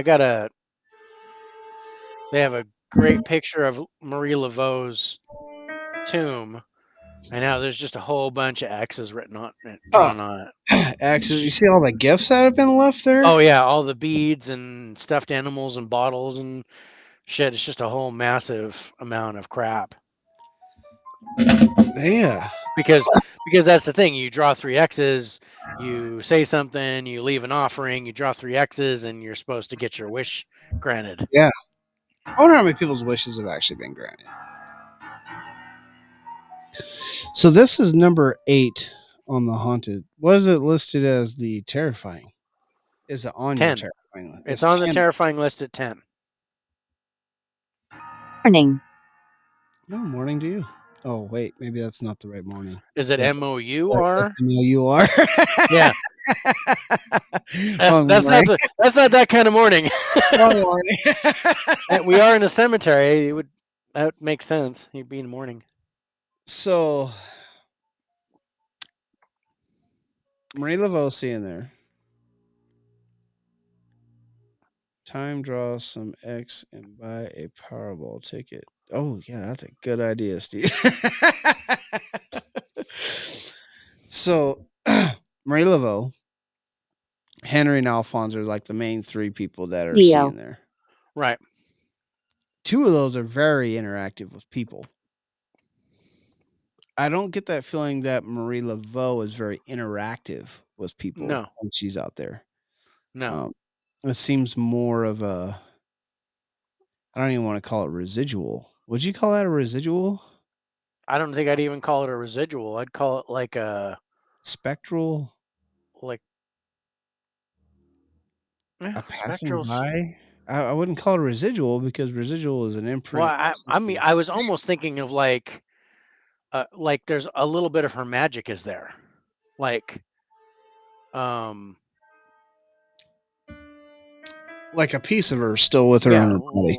well, yeah, like just a little bit of her power is there, which is why they think they can do the wishes and all that kind of stuff. The fact that she walks around yelling a curse so loud that it's heard outside the cemetery worries me, Yeah, though. yeah, that's some that's some shit. But yeah, I think it's a part of her. But yeah, I don't think she interacts. I think that's I don't want to say residual either.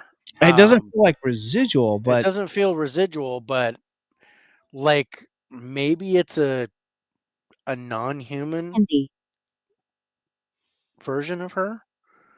But I mean, it's still not intelligent. It's residual in the fact that it doesn't seem it's to not really it's not intelligent. It just seems to be doing the stuff, but it seems to be like part of her essence, part of her energy is yeah. there, and But, I that's mean, they kind of only manifested classify into it something.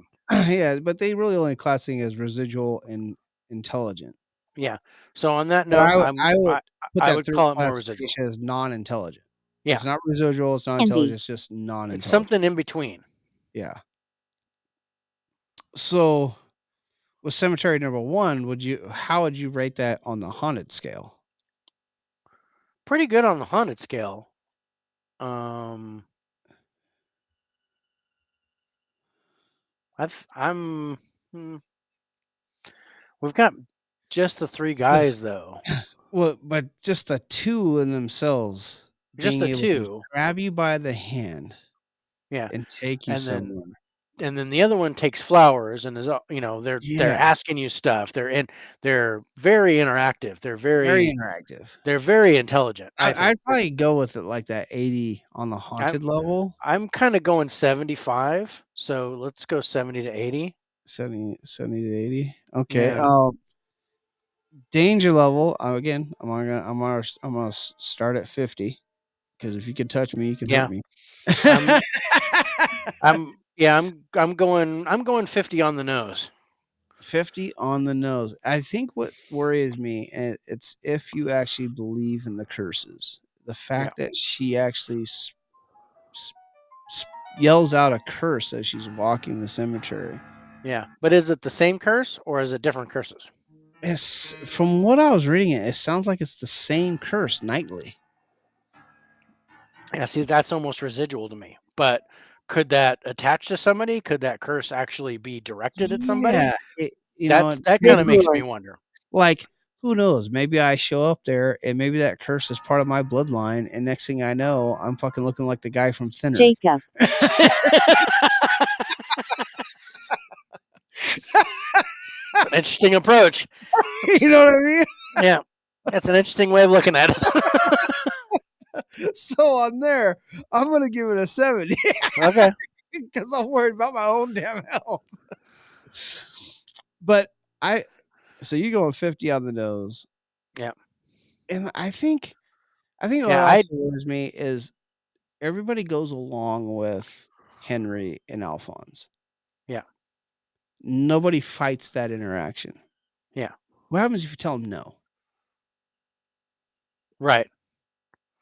Like, no, I don't want to go with you. Fuck your But grave. you got to think Or that go keep the somebody flowers off somebody off of Alphonse's don't grave give and me like, my you don't flowers belong back. here. God Give damn it! I just put these flowers. This is my grandma. Give my flowers back. Um. I don't know. I'm pretty sure that somebody has said no, and then there's no other additional reports. I don't think they're um I don't think they can be malevolent. I don't think those two guys are malevolent in I any don't way. feel malevolency from them. No. So I'll go 50 to 70. Again, we're kind of pretty big range there on that Yeah, on the danger level. on those last two on the danger level.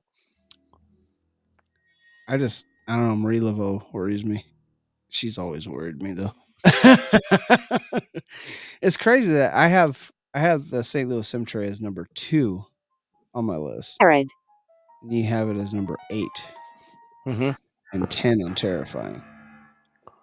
And again, My baby. Laf- Serpent. What? my baby serpent. My baby serpent. We gotta quit talking about Marie Laveau. um, again, though, Lafitte's blacksmith shop, it was rated 9 on the terrifying level, and this is rated 10. But yet, there's no physical activity happening at Lafitte's.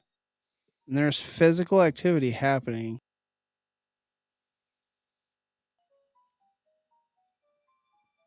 Are you froze up on both? Uh-oh. Yeah, you are froze up on both. Time to get out and come back, dude. All right, I'm getting out and coming back.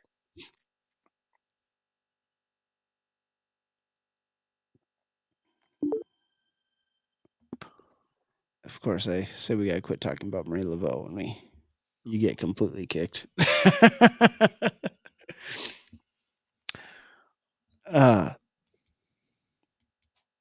Yep. I don't understand how Lafitte's is rated higher on the terrifying level than this when there's no physical activity at Lafitte's. Should I do? I don't know what you should do. Quit kicking us off the computer. How about that? I don't know.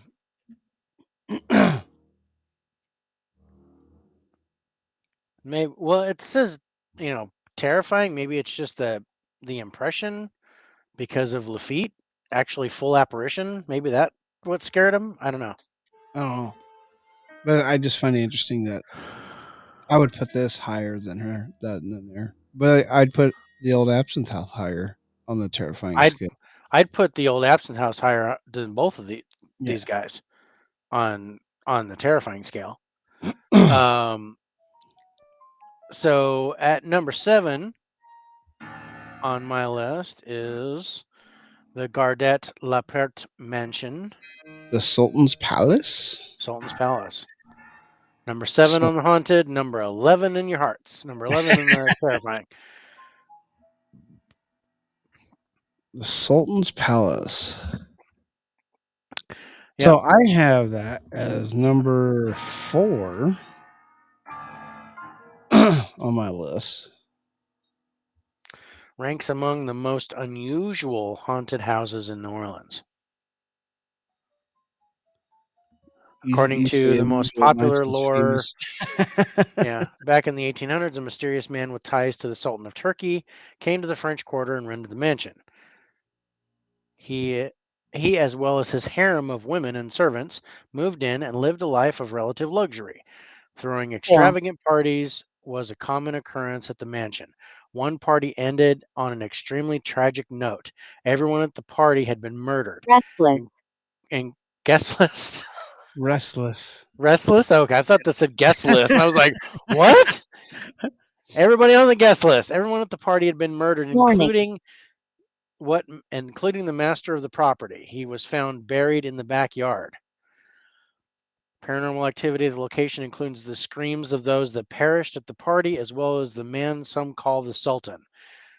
Other people have claimed that the ghosts they have encountered are soldiers from the Civil War.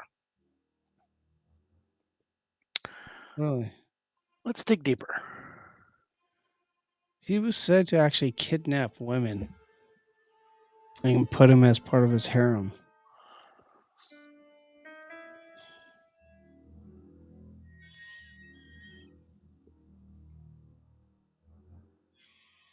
Huh.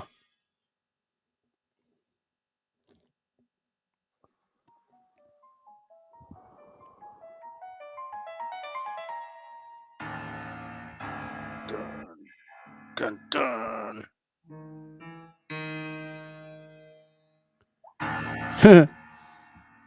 The Sultan dwelt in infamy even before his story took a bloody turn. The legend came to an apex one dark night when neighbors noticed an unusual sound coming from the mansion on Sure. Daphne Street.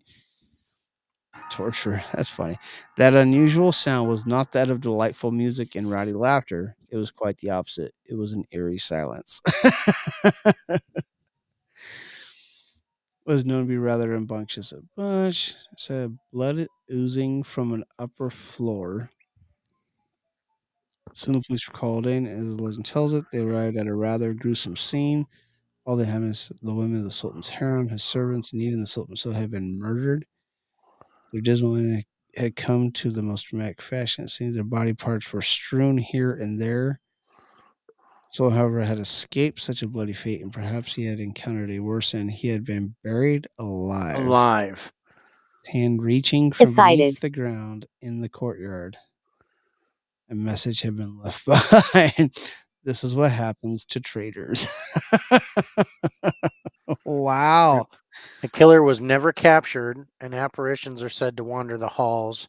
Ghostly screams have also been heard coming from the home.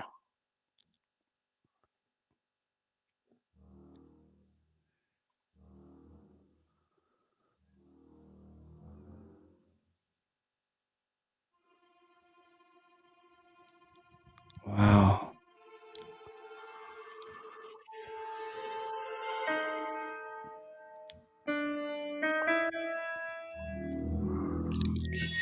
There's a sign warning as you enter that you are entering the dungeon of the prince. Artwork depicting a nude woman in chains, a reference to the Sultan's enslaved harem, Ed. are hung within. You can even enjoy your drink inside a cage. It's a freaking bar now. Oh no, that's a stone's throw from the Sultan's palace. Right. Okay. It's an apartment building.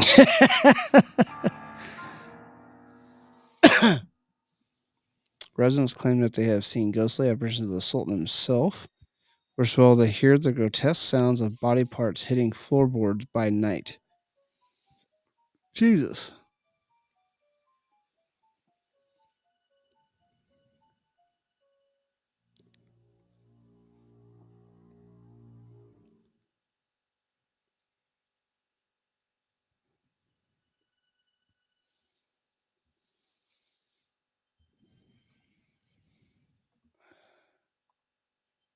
That one's interesting.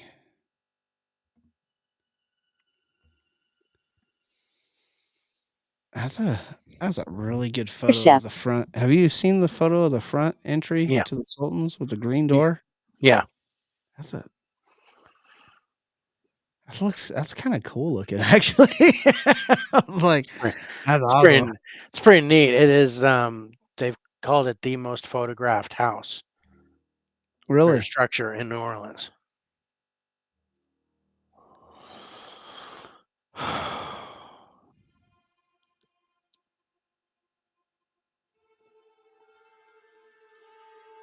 Jean Baptiste Lepre bought that place for $20,000 in 1839.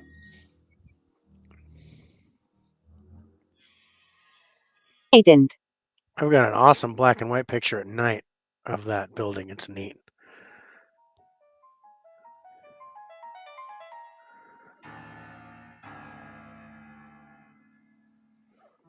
It's so bad that people noticed blood coming out of the building. The Yeah, baby. that's bad.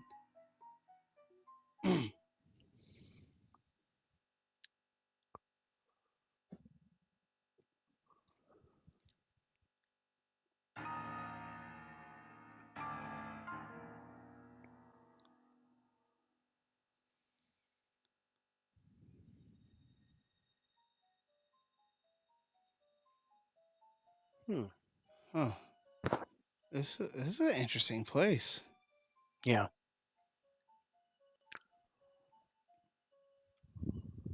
Nish.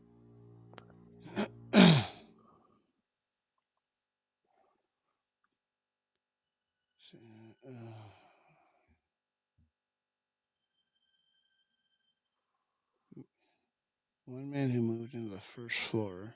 and half-raised basement.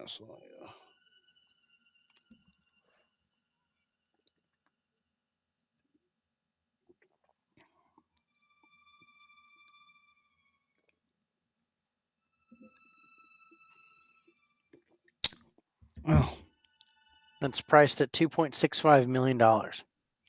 that's how much it's sold now? Who is he? Or Mm-hmm. how much it's worth now? Mm-hmm. Jesus. Not a. I mean, there's a little bit of it sounds like residual going on here. Yeah, I don't get a whole lot of intelligent The only coming out thing of I this one. saw that was a little alarming was a guy's dog got pushed down the stairs Okay. and going to the laundry room.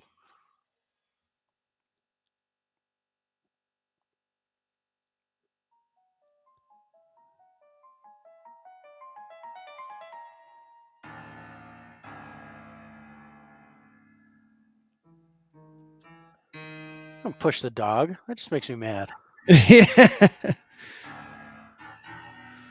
It looks like it's for sale. I know it's an apartment complex, but they're trying to sell it. So, I'm reading something here. The the bloody truth. So the Sultan wasn't actually the Sultan. He was the brother of the actual Sultan, Yeah. and his brother sent an assassin to kill him. Or There was a lot of opium going through there too. A lot of opium. running. A lot of people running. Yeah, I bet.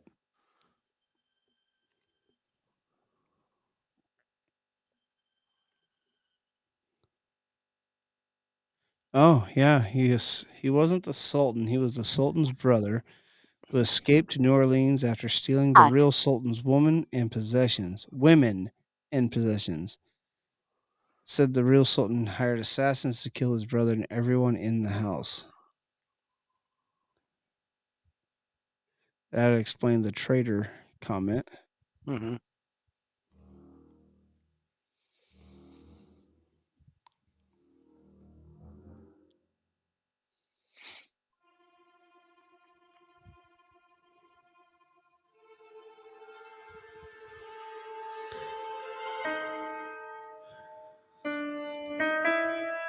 Wow. This is a interesting place, but I don't see again, it's one of those ones where the story Coming is to get me. better than the haunting. Then the paranormal accounts. Yeah. Yeah. The history is gruesome as hell.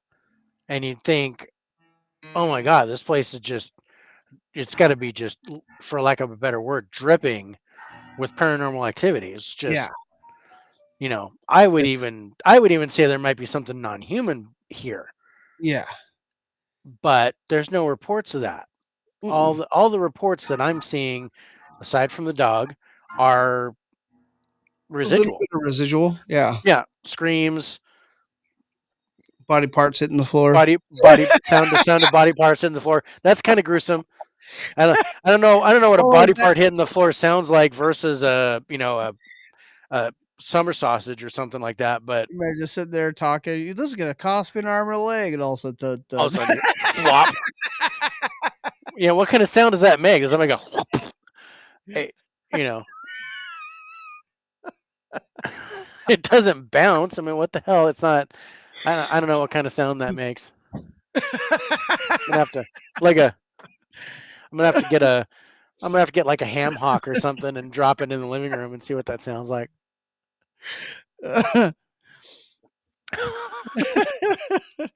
But again, the story is scarier than the Yeah, actual this haunting. doesn't. Yeah, this doesn't seem that. I mean, But they put I'd this put higher the than the Absinthe House sneaker. higher than all this. I think the Absinthe House is way So far, creepier than I would this. have to say the Pose. Absinthe House is Show probably yourself. Fire. no fire. No fire. No, Uh, no, no. I think the Old Absinthe House might. I don't know. I like the cemetery still. I like the cemetery. Right What now, should I do? I'd put the cemetery and then the Old Absinthe House. Is kind of how I'd put it. I'd probably swap that. What is I your think name? John, I do, and I like the blacksmith shop. I That's do probably like the number 3. blacksmith shop. That's probably number 3 for me. So that's number 7. What is Because it? Is it even his I would terrifying love to ones? see a ghost of a pirate. That would just be awesome. We've been talking about pirates for a while. St. Oh, Augustine. St. Augustine, like, No God damn it, there needs to be pirates in some the book. pirates, and then all of a sudden, yay, it's pirates. We got Savannah got pirates. St. Augustine got no goddamn pirates. Or fucking Florida. Come on, it's in Florida. It's right by the Caribbean. It's like right here. Come on, Ain't that's like where 4 or pirates are 5 supposed to moves. be, right? Shit. Oh, yep. Oh man. So Okay, so let's score this one. on the haunted level, I give it like a I 10. like a 10. Like a 10. Really? I think it's more haunted than that. You think it's higher than a 10? Yeah, I mean it's all residual. I'd still go like 20, 25. I'm gonna go 20. Yeah, you got a little bit of a point there. I mean, I've never heard body parts hit the floor. I Kill don't know. yourself. That's I want to hear that. Okay, How all right. I want to go. Okay, body parts. Okay, that's. I mean, yes, screams. Okay, whatever. Disembodied voice is fine. No, I had no physical stuff. Never seen no doors opening and closing. The pushing of the dog, that's a factor. Yeah. But there's only one account of that. Yeah. So I can't take that one for granted. That's got to be a grain of salt. But there's a couple different things, and really the dropping of body parts is intriguing to me. That's something I want to know. I want to know what that sounds like. I want to know how do I distinguish that sound, and how that person distinguished that sound.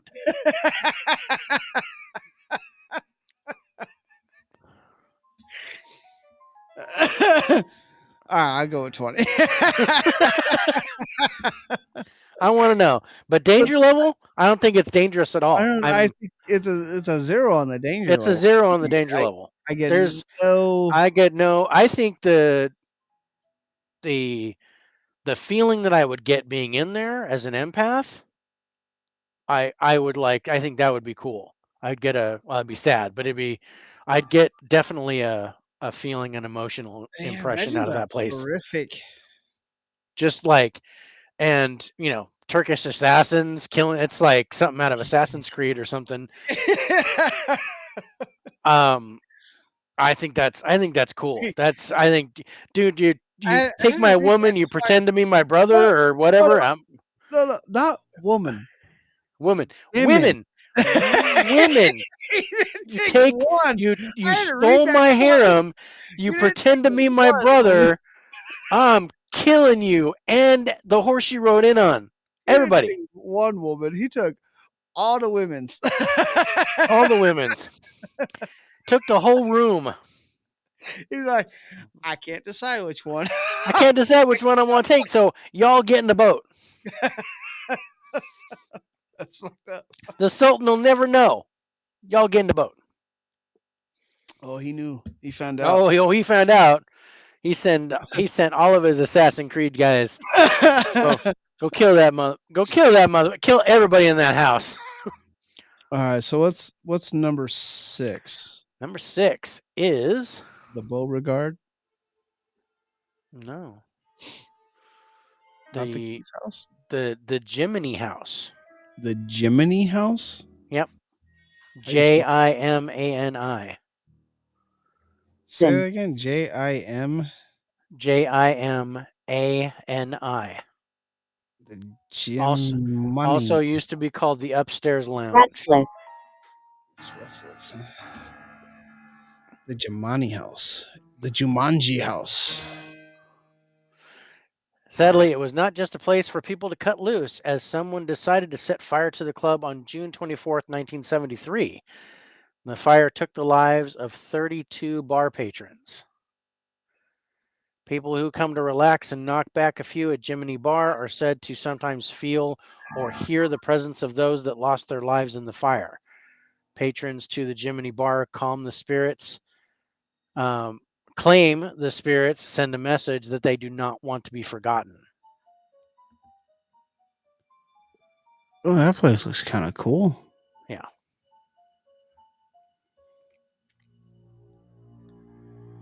Fire and ice. Whispers from nobody. Inexplicable icy chills, faint smells of burning hair and charred flesh. Oh my god. That would suck to get that smell. Full body apparitions on the second floor. where the upstairs lounge once served customers and doubled as a church congregation's meeting place.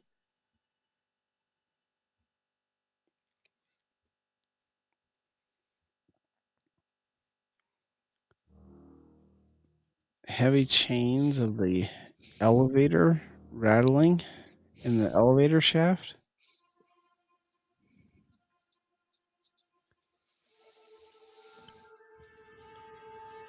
Metropolitan Community Church was the first gay church in the United States. Wow. Mm.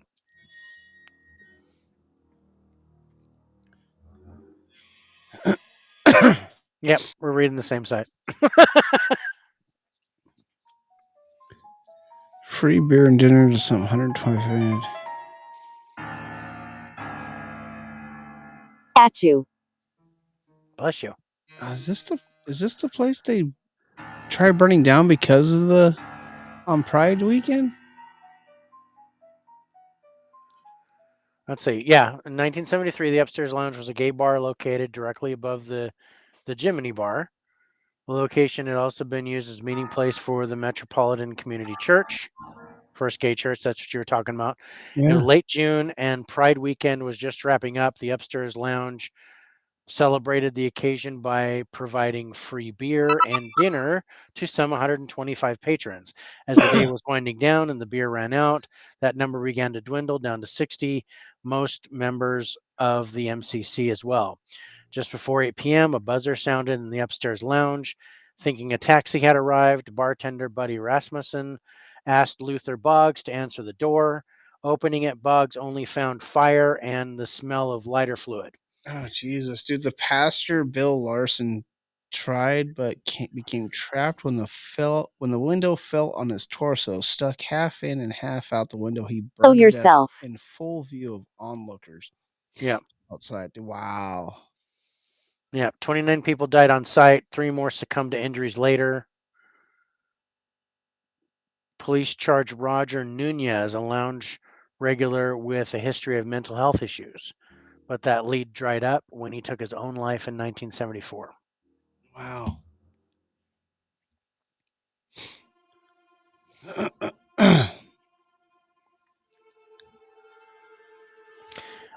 A significant part of the tragedy at the upstairs lounge was the reactions of the general public. Yeah, I Sentiment, was just reading that. yeah, sentiment ranged from apathy to absolutely shameful remarks.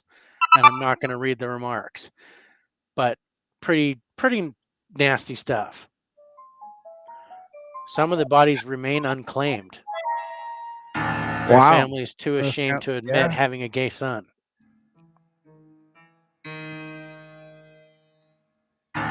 That's sad.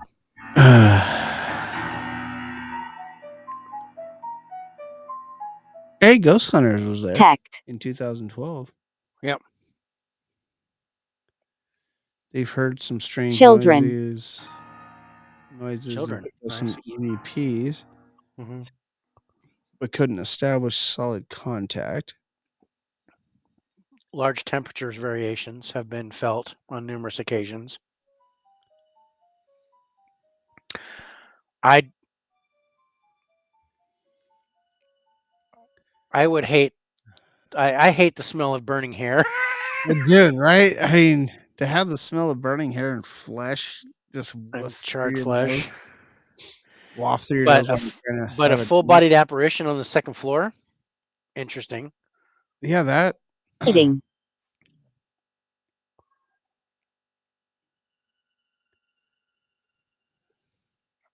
There's a lot of history in that place, though. Yeah.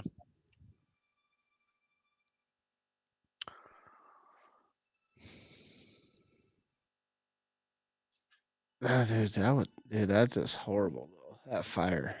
Hmm. It seems like that's where a lot of the haunt is actually coming from, is from that fire. From that fire, yeah. A lot of the paranormal experiences and accounts seem to be because of that fire. Yeah. But it seems like it's a lot of residual. Yeah, including the Oh, full-bodied apparition. I don't see a lot of interaction and stuff. Pull away. But yeah, you the do. smells would get me. Yeah. I wouldn't smelling But that. yeah, the Circle. Yeah, I'm out. whispers, the full-bodied apparition, the none of this seems anything more than residual. I don't see anything intelligent here. That was what, 1974? 73. 73? Oh, the guy that was thought to have done it killed himself in 74. That's right. Yep. Fint. Infant.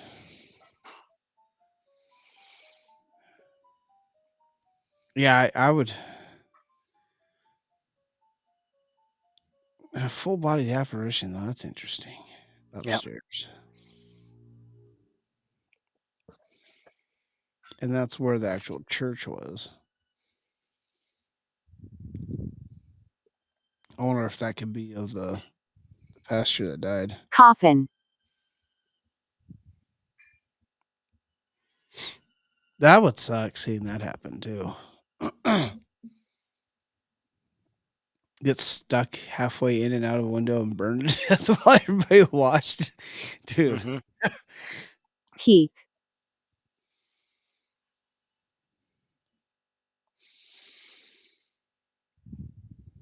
But I'm not getting a Missing. I'm not getting not getting a danger vibe. I'm not getting a um and I don't think this is in my No, it is. is it in the terrifying list? Yeah, number 7 on the terrifying list. But I think it's just about the tragedy. A gruesome and horrific The tragedy. tragedy took place in the building against New Orleans gay community when it was called the Upstairs Lounge. The arson attack killed many bar attendees, and Yeah. many maintain that it's still haunted. It is said to be especially 20. active around the anniversary of the tragedy. No, that would make sense. Yeah, and But I mean, that would be residual. yeah, very much residual. Yeah, I would. Teresa. I don't feel like this place is very haunted, though. I mean, Guilty. I have that I think mainly on feel the day to of it. the event, on the anniversary of the event, I think it's really haunted. But other than that, I think it's just kind of meh. Yeah, I like I said, I have like that Sultan's feel to it, Yeah, where it'd probably be haunted level like a 20 with no danger being in this place. yeah. I still don't get any Unless danger. I you're think this is smell sensitive. Yeah, unless you're like, unless you got a gag reflex that would be awful. But yeah, and it would be kind of a sadness, shock thing, getting feeling impressions and emotion from that Yeah, place. But yeah, 20 to 25 haunted, no danger. no danger. No. I think on the day of the anniversary, I bumped the haunted level up to about a 60 or 70. But just on the Yeah. anniversary. Just Yeah, on on that the one day. anniversary day, it would probably just skyrocket. Yeah, I think if I was gonna go there and do an investigation, I would make it on that anniversary. Yeah, and it's not because the ghost hunters were there. Why wouldn't they go there? Why wouldn't they pick that date? Yeah, Because they didn't. They just went there. but on I that just day, and I have that it was in June, but I Yeah. don't know. I don't know the exact date. We could probably find it.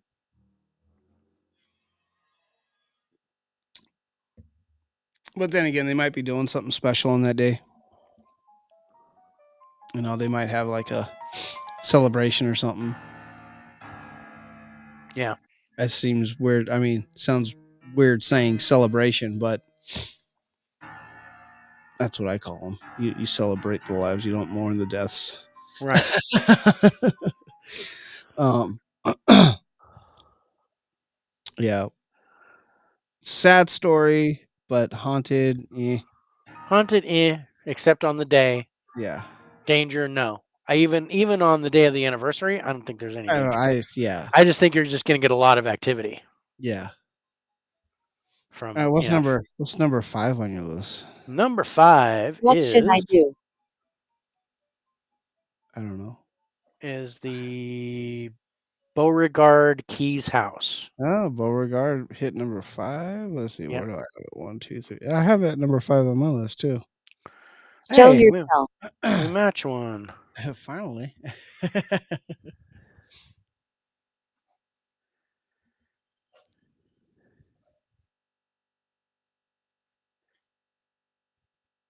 Killed. Killed, huh? Yeah. All right. Beauregard Keys house was home to Francis Keyes as well as Confederate General Pierre G.T. Beauregard at different times. Caretakers of the house claim the ghosts of Lucky, Francis Keyes' dog, and a cat wanders around the property. That's a pretty place. Other guests to the location claim that they've heard the sound of someone playing a Where am fiddle. I? You're in Colorado. You're in lovely Colorado. Lovely Colorado. As hear someone playing a fiddle as well as loud footsteps. Further claims state the ghost of bloody soldiers wander the grounds. Undecided. Okay, me too. While the grounds wander the grounds, while the ghosts of other soldiers simply appear to be staring off into the distance. Some people have stated they have heard what sounded like an old battle in the distance at night. Sounds residual to me. Yep.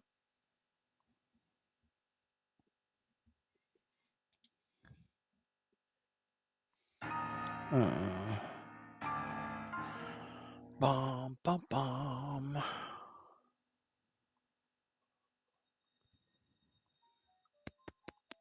The Giacono family lived there. Far away.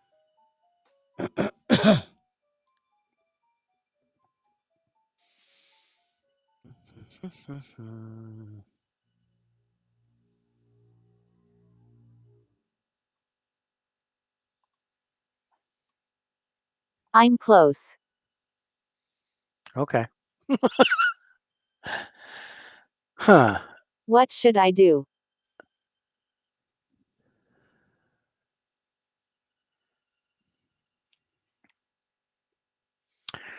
P.T. Beauregard. Oh, yeah.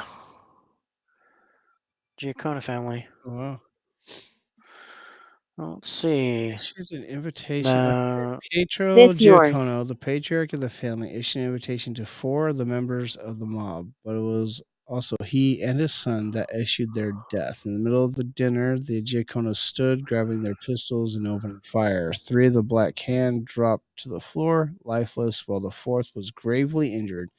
He somehow managed to escape, but he did not get far, crawling as he was on the cobblestone streets outside. Ways. The assassination had been conducted with Petro's 2 young daughters just down the Restless. hall in their bedrooms. Damn.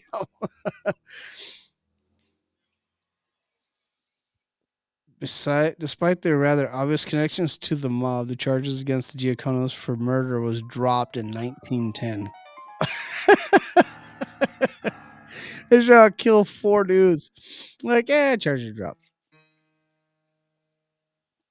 Leave here. Well, it's gonna. What date is it? Restless. Jesus, you are talkative, aren't you? Come, you a chatty Cathy. Ghost Um, Civil it is War. possible that the paranormal phenomenon is directly related to the theory of attachment.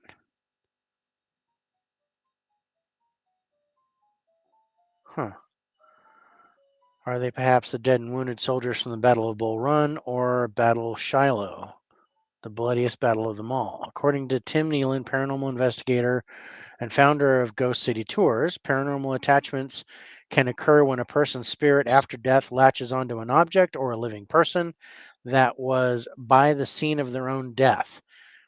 Goes without saying that General Beauregard Skull. fought in a great number of battles, many of which saw a great number of deaths. He was literally surrounded by it.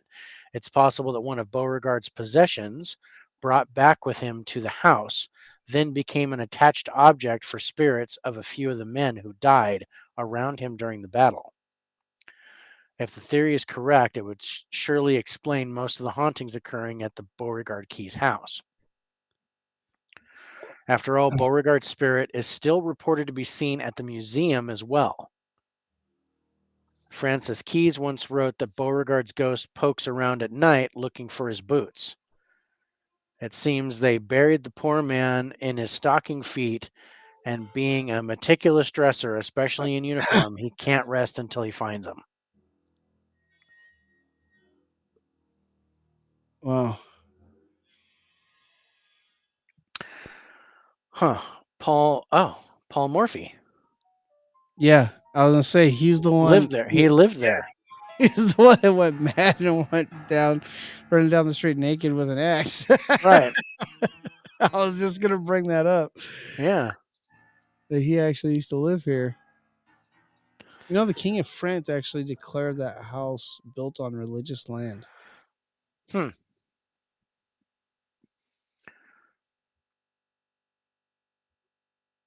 Yeah. Yeah, it said Murphy was recorded as claiming that he'd been possessed. Yep. No accounts have since come Eating. out of an entity making itself at home, so it's quite likely that Morphy's public breakdown was a personal one, driven by nothing but personal demons and a vibrant imagination. Blessed. Okay. I don't think he was blessed, but that's interesting. I'm I'm intrigued that he was there and he went grape Crazy. nuts. Yeah. That's interesting. He's actually said to have been chased out of the house by the demons. Yeah.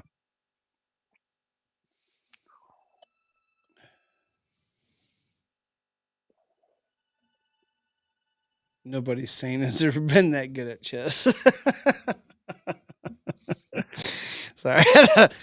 So I thought it was It's interesting. true. Is like Civil War soldiers that Should I once say do? that uh, people see him just waltzing about. Hmm. Part that they're all wounded is as if they just marched off the battlefield. Seen with missing Sun. limbs, their heads half blown off, tend to stare off into the distance Leave before it. disappearing. Rumors say that they are Beauregard's men from the Battle of Shiloh, one of the Civil War's bloodiest battles. Right. Beauregard Hmm. has also been seen hanging around late at night looking for his boots. Right. Hmm. A lot of people think that Keyes left his favorite boots somewhere in the house after he moved, and his spirit is forever stuck in an endless search for his boots. A lot of I think there's a lot of residual going on there again, Hope. but I wouldn't necessarily call it someplace that I'd be scared to go. No. It would be a little creepy to see a dude walking around with his head half blown off, but Yeah. The thing that I'm concerned about, and I don't know if it's valid or not, but Murphy, what if Paul Morphy was possessed and not just bat crazy. crap crazy? Or maybe he sold his soul to that demon to become a great chess player. Yeah. Although I don't know anybody who would sell their soul to play better chess.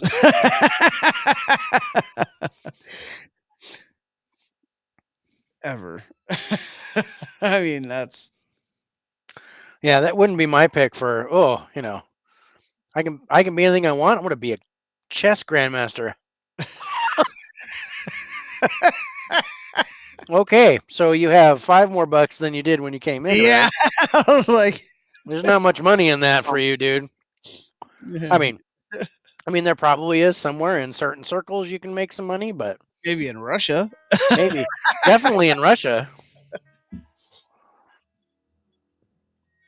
Uh, So that's my only concern is if if they're that portion of um, the story was correct. if that portion of the story is true from Paul Morphy's account that he was possessed by a demon, then I have a concern about that place. Otherwise, a lot of Civil War things. I think there's a lot of attached objects there.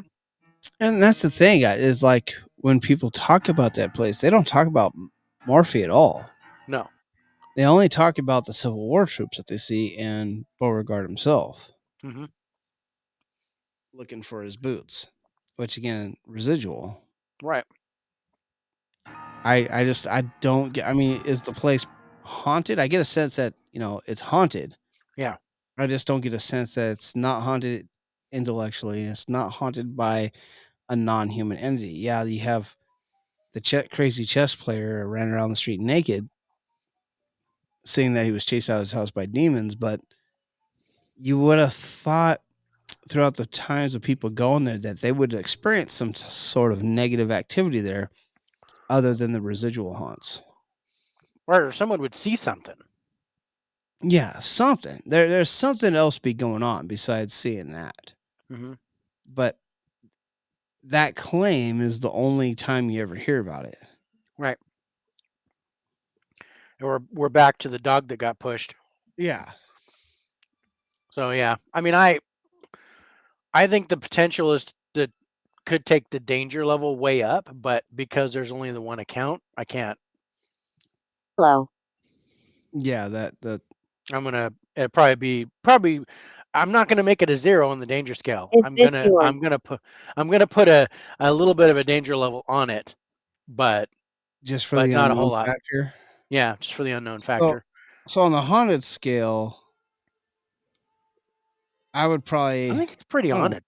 Yeah, I'd say around the 60s. Yeah, 65. I was going 65. But on the danger level, I'd probably maybe put it as a 10 as of right 10. now, Yeah, maybe. 10. Yeah, 10, 15. I'm giving a little bit, but And yeah, that's just, if that demon thing is not true at all, there's no danger there's there no whatsoever. danger. But if there's just a remote possibility, even if it only happened the one time, the potential is there for demonic activity. If somebody goes there and does some kind of black mass ritual or something like that, then it could raise some tension. Yeah. All right. Well, let's take a quick break. All right, We'll hit these last we'll get five, these last, yeah, five or well, so out. 4. We'll get 4 Four. more. Was that Yeah, we're okay? on number 4. Okay, yeah, we'll be on number four. We'll knock these last four out. Give us a few moments while we go. I drink too much beer. We'll be right back.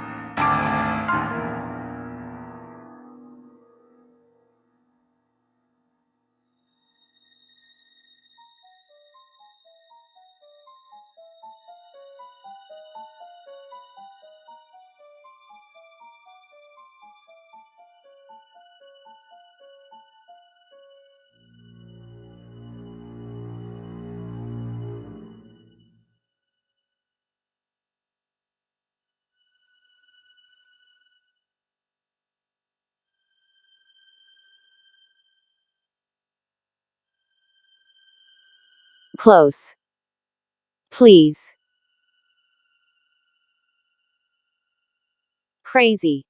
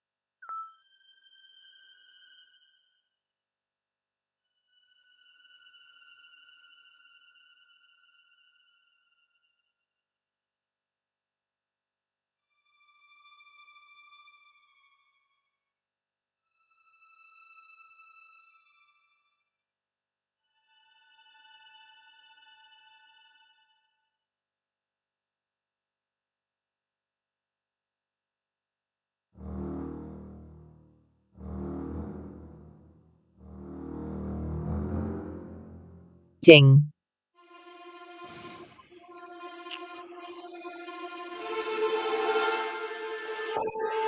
And we are back from break. All right, those of you just joining us, or for some reason skipped ahead on your podcast, we are talking about haunted New Orleans tonight. We have talked about, what have we talked about tonight? We've talked about Lafitte's Blacksmith Shop, the Old Absinthe House, Mm-hmm. St. Louis Cemetery, number 1, Sultan's Palace, Yep. the Gemini House, and the Beauregard Keys House. Mm-hmm.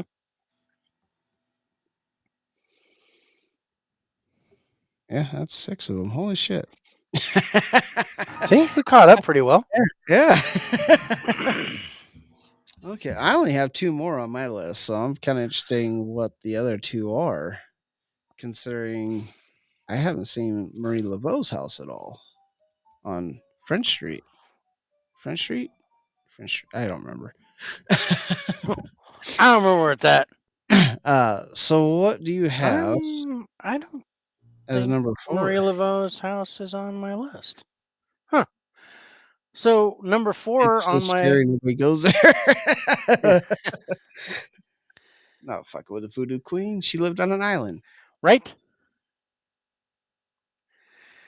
So number 4 on my list is the New Orleans Pharmacy Museum.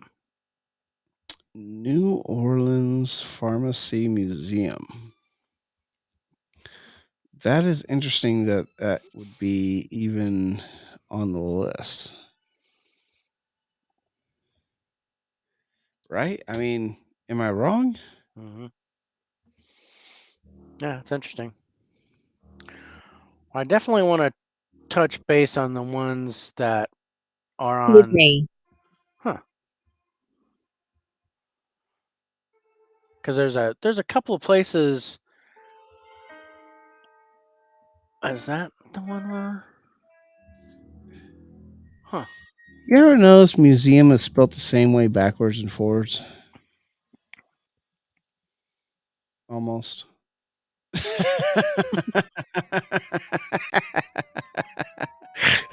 had to re-look how I typed that. It's missing an E. Leave me alone. Kind of. If it was Museum, it would be. Which place were you wanting to take a look at? Well, there's an abandoned hospital in New In New Orleans. Orleans? Yeah.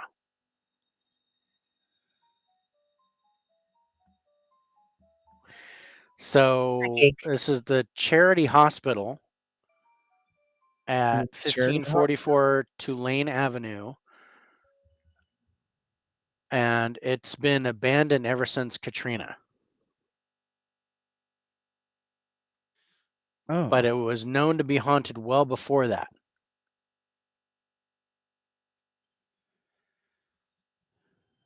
So really? many people over the years have passed in this building. There are spirits on almost every floor. And after the tragedies that occurred here after Katrina, the hallways Xander. are still known to be haunted. This place is freaking huge. Yeah. This thing's like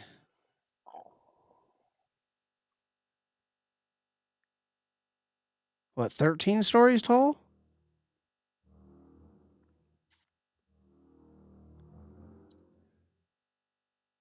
Wow, it's been open since 1736. Yeah. May 10th was when it opened. If. So this is one that is not on the most haunted list, but is on the most terrifying list. Really? Yeah.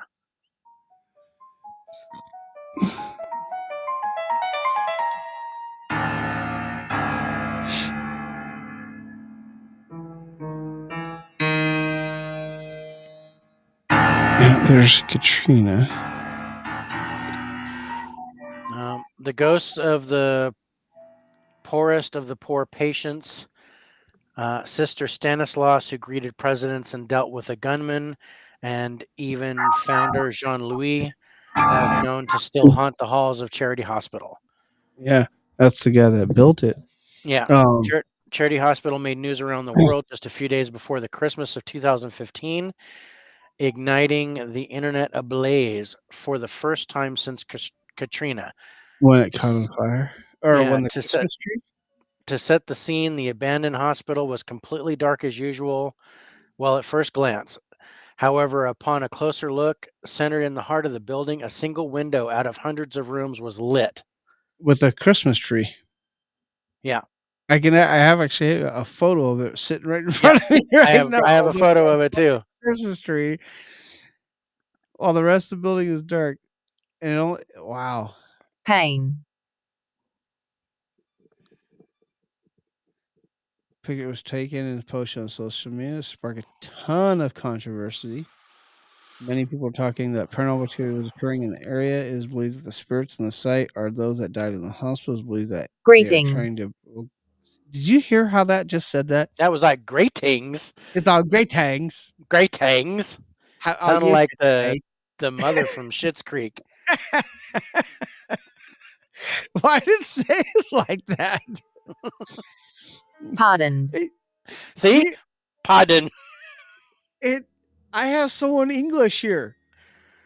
There You is have some someone from England in my house. I'm sorry, I don't quite understand you. need to sort it out. We need to sort this out a little bit later.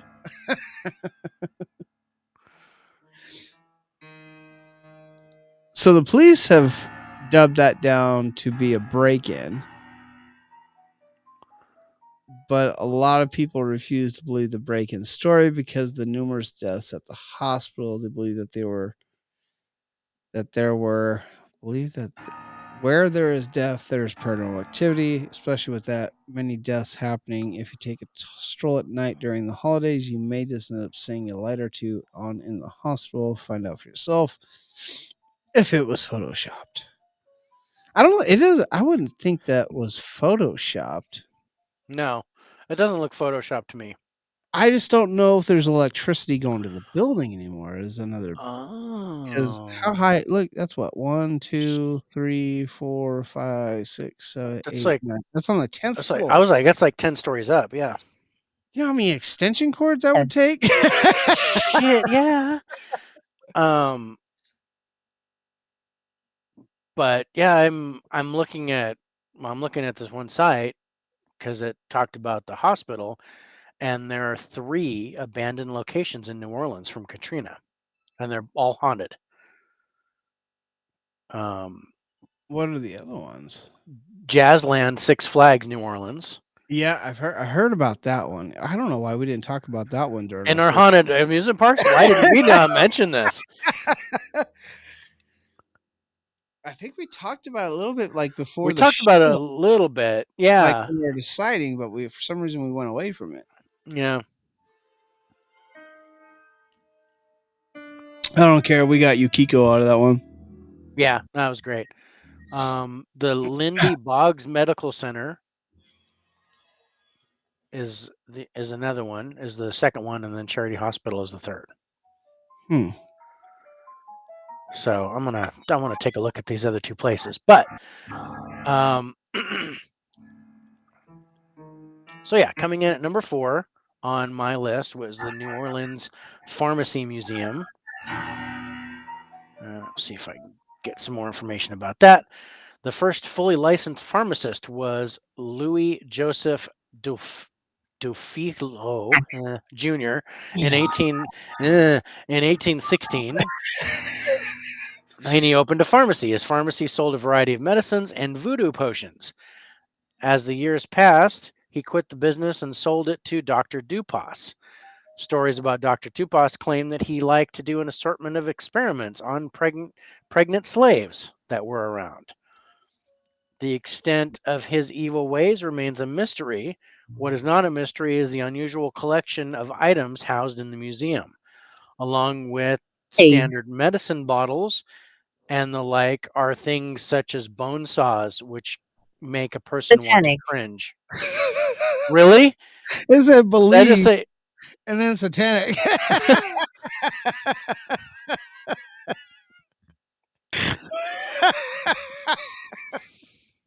All right, bastard ghost Wash tube. my hands of you. Along with the mementos and different items in the museum are the ghosts of 2 children, often seen playing outside. The children are believed to be related to Dufilho, the original guy, as as 2 of his children passed away in the building. Additional activity includes books being thrown, display items moving on their own, and alarms going off. All of these activities are said to be caused by the spirit of Dr. Dupas. Really? Hmm. Bedroom. What was Bedroom. that? It went back to freaking. It didn't say bedroom. It said bedroom. Bedroom. It didn't sound right. Yeah, I was like, Male. bedroom. It's coming through with an English accent. Male. Weird. Male. It changed its voice on me. It's fucking me up. And I don't know what the fuck's going on. Yeah. I don't Uh, know. who the hell is here? That's what I want to know. So let's see. It is Side. said that Dr. Dupas' ghost haunts the pharmacy museum after it closes. His ghost is seen wearing a brown suit and most oftentimes a matching brown top hat. His ghost appears to be of a man in his mid 60s. He is said to be short and stocky with a mustache. His spirit is responsible for throwing books, moving items that are on display at the museum, and triggering the alarm system, even in the dead of night. A paranormal team who spent time there said that pregnant women in the presence of this evil entity are very susceptible to empathic physical reactions. Who would go paranormal hunting pregnant? Right? We've not been able to verify this part of the story that talks about Dr. Dupas using slaves during experiments. Wow.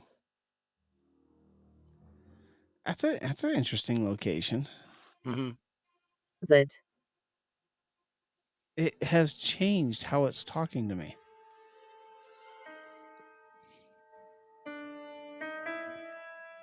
Yeah, mine hasn't said anything in over an hour. It's all closet. Close it. Closet. I haven't changed nothing on the app.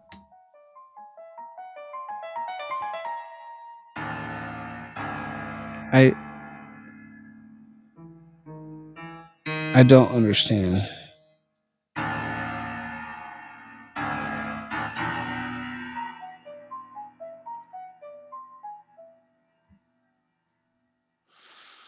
Let's say when a Terry. paranormal team visited the pharmacy museum, the kid working at the front desk looked bored, so they jokingly asked him if he knows of any ghosts in the building. They didn't tell him that it was a paranormal group, simply played the part of a tourist. He repeated the story mentioned above, so about Dr. Dupas, Okay. but also mentioned the two children have been seen inside the building and out in the courtyard behind the building. Naturally, they asked if he knew if they were boys or girls. He said, as far as he knows, it's a one boy and one girl. Well, guess what?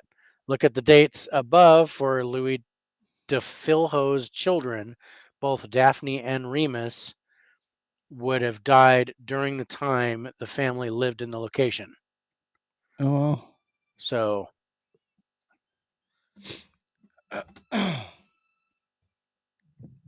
that's interesting.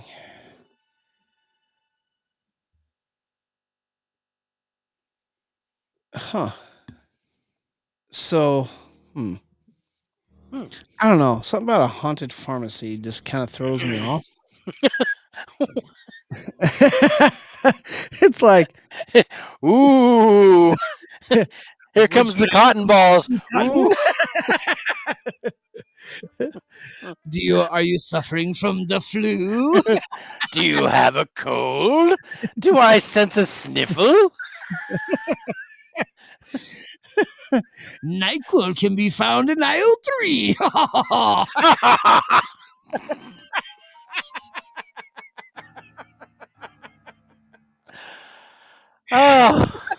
Oh, I mean,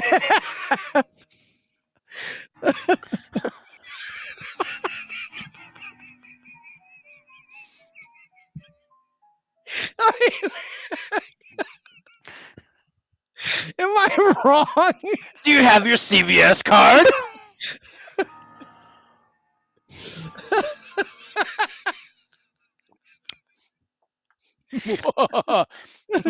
Your insurance doesn't cover this prescription. You have to pay $147. I said no mercy, no thanks. No thanks. I switched it to French. No mercy. Médaillon. No. I mean, oh, lock it. Interesting. Yeah, I couldn't switch mine to French. It's gonna make me pay. Oh, you haven't done that yet? No, I wanted to wait until I got my new phone. Oh yeah, that's right. Oh, Because then I can get an app to catalog my movies instead of just use Excel. oh yeah.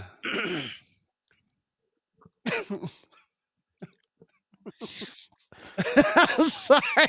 The haunted pharmacy fucks with me. Yeah, the guy did experiments on him and on pregnant slaves. I mean, he's a bad dude. There's some shit going on. Don't get me wrong. There's some shit behind doors that is bad. But it's a haunted pharmacy. It's a haunted. It's a haunted museum. Your copay is $350.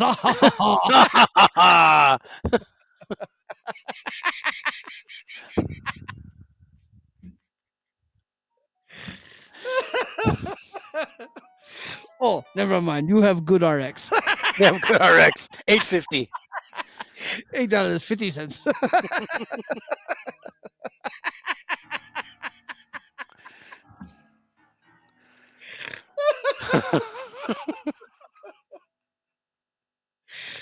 Bien sûr. It said sure. Bien sûr. Sure. Oh no, it said seller again. It's gotten chatty since I turned it to French. La criminalité. I don't even know what the fuck is that. Sounds Crime. like, I was like, sound like crime or criminal or something. Perte. Rester.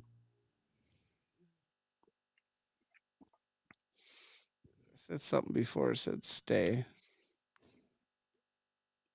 Oh, that's funny. That's number 4. That's number 4. Well, besides, I can understand what the experimentation that he was doing on pregnant slaves. How Comment puis-je l'utiliser? I how have do no I idea. use it? It said, "How do I use it?" Menace. Yeah, threat. I'm gonna learn French by the time the show's over. Cheminée. I can say cheese omelet, and my pencil is big and yellow. And and make the pig noise in French. Those are my go-to phrases. Je suis perdu. Just like that. I'm lost. It's pretty interesting that it actually speaks. Pêcheur. The thing is, it says shiner.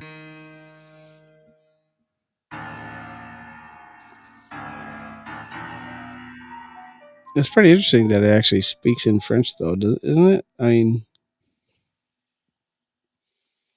was it doing that in Japanese? Yeah.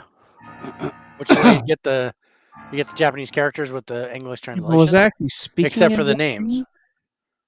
I don't remember. I It's thought actually it was. speaking in French, which is quite phenomenal, I find. Yeah. I'm like, this is great. I'm so fascinated. I'm gonna start speaking with English accent now. It's fascinating. It's done blown my mind. Satanic.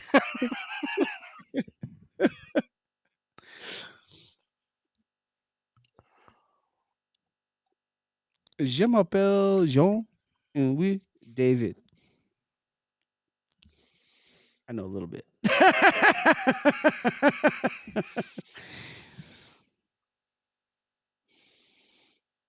If it starts talking back, I'm gonna be very impressed. But a pharmacy, I can understand. What was I saying before it started speaking French to me? I can understand how, with the experimentation with the pregnant slaves, how pregnant women can go in there and like I don't know why I say pregnant women like like pregnant As opposed to pregnant men going in there. uh when they go in there can have a very bad vibe going into that place. Yeah. Why you'd be in a well, I mean, it is a museum, so I guess I could see why someone being pregnant walk into that place, but it said what? Okay. uh, but other than that, I don't really see a lot of interaction with the paranormal. It seems like a lot of a residual going on in there. And even then, that what's happening with women when they walk in if they're pregnant, they could just be getting a residual feel too,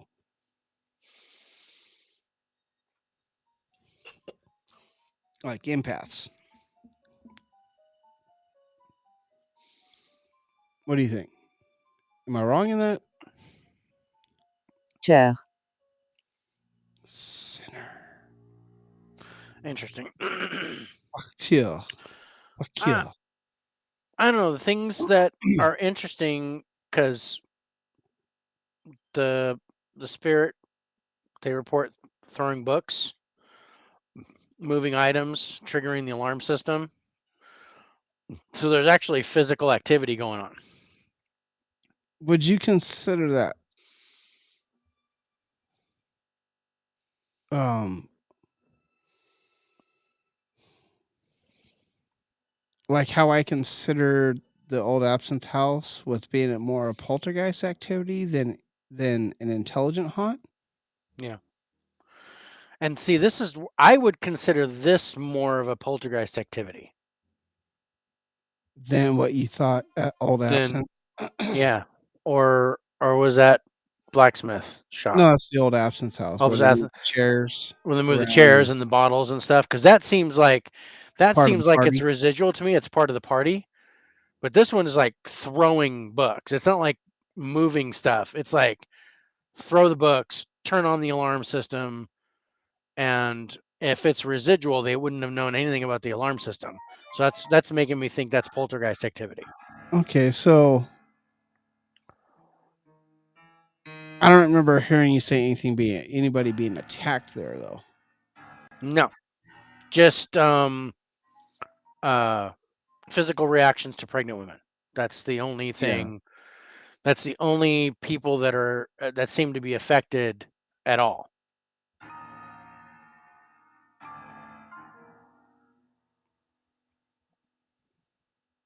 And I can understand that. Yeah. That feels like a almost empathic feel to it. Don't you think? That I think pregnancy can open up a lot of doors too. Oh shoot, yeah. Two souls, one body. Ooh. You wonder why they're moody.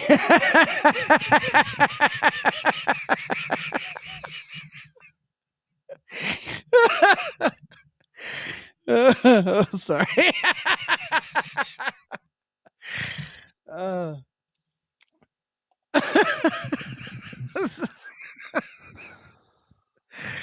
I'll probably get slapped on that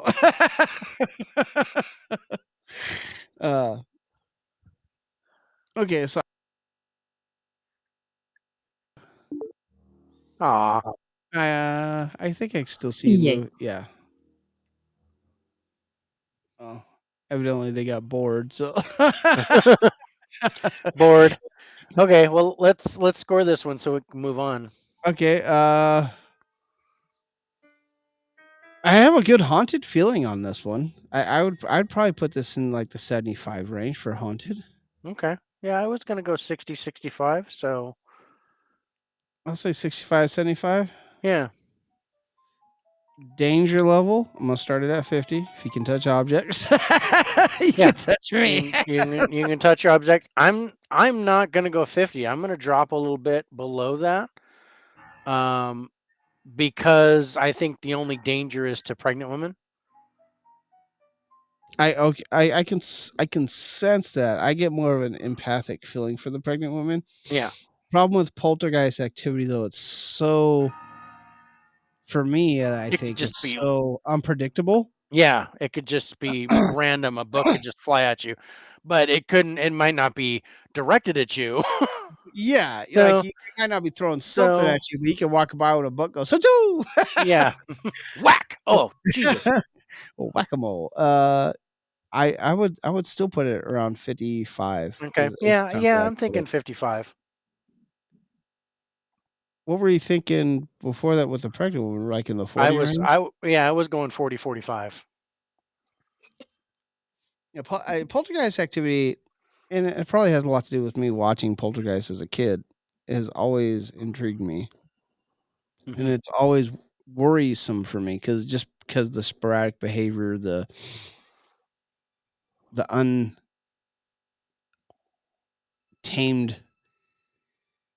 energy that comes with poltergeist activity, to where you don't know what's going to happen. It's always kind of freaked me out a little bit.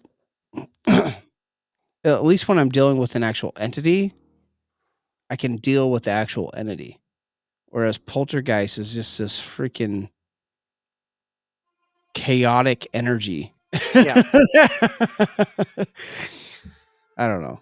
So, all right. So, what's number 3 on the list?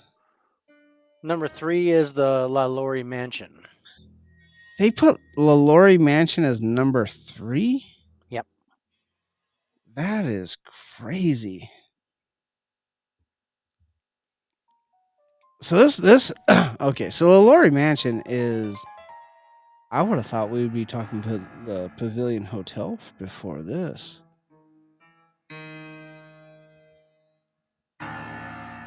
This place is I have a hotel on here, but it's not the Pavilion. really. Yep.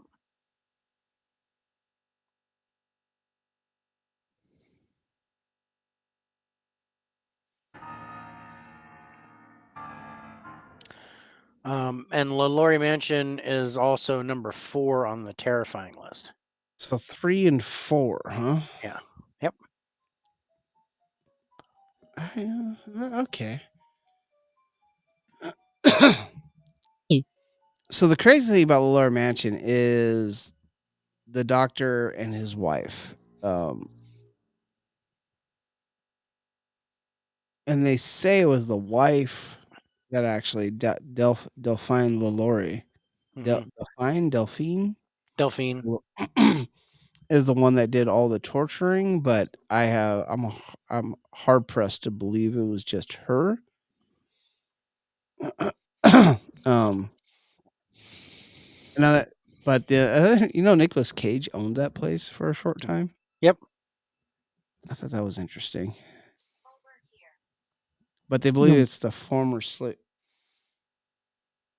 Mine said mine just left, unless prison is the same in French as it is in English. Yours says over here, mine says prison. Vide.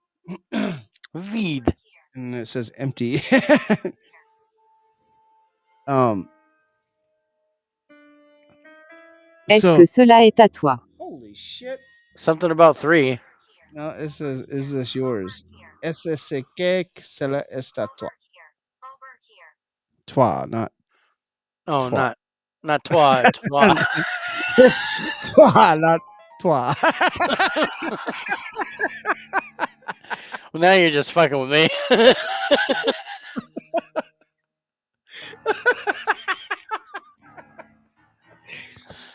So nobody knew what was going on in this house actually until a fucking fire broke out. Right. And the fire brigade came in and fucking end up breaking down a door and finding all these freaking slaves chained to the fucking wall, Yeah. dying of smoke inhalation. And then they go upstairs and they break in and out down another door, and it's the doctor's freaking basically science lab, because he's like amputating Comment people ça and va? putting parts on other people. How are you? Yeah, come and say, well, I knew that one. Me too. I know that one. um, Muy bien, gracias. yeah. No, wrong one. Yeah, no. I didn't want to say make the pig noise. Oh, uh, that's kind of where they found out how demented LaLaurie was, but they blame it all on Delphine, they blame it all on the wife. Yeah. which is weird. But she is known for her mistreatment of slaves. Hmm. I wonder if that's why. But Maybe.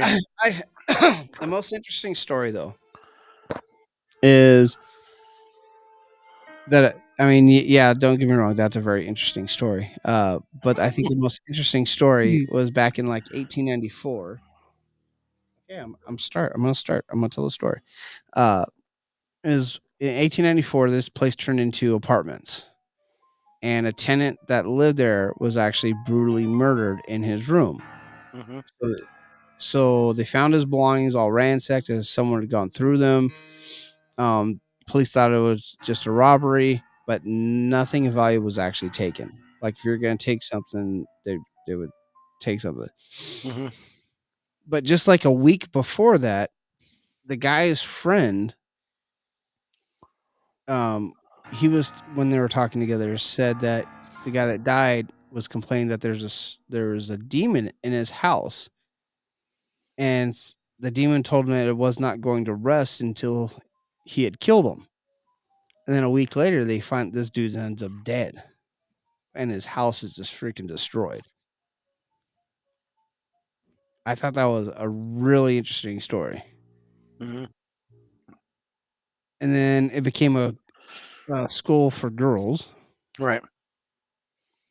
where the actual girls there were actually getting scratches and bruised up and everything. And every time they would ask, because, okay, so it was a school for girls and it was a non segregated school for girls until people started complaining. Then it became a school for just African American primary school.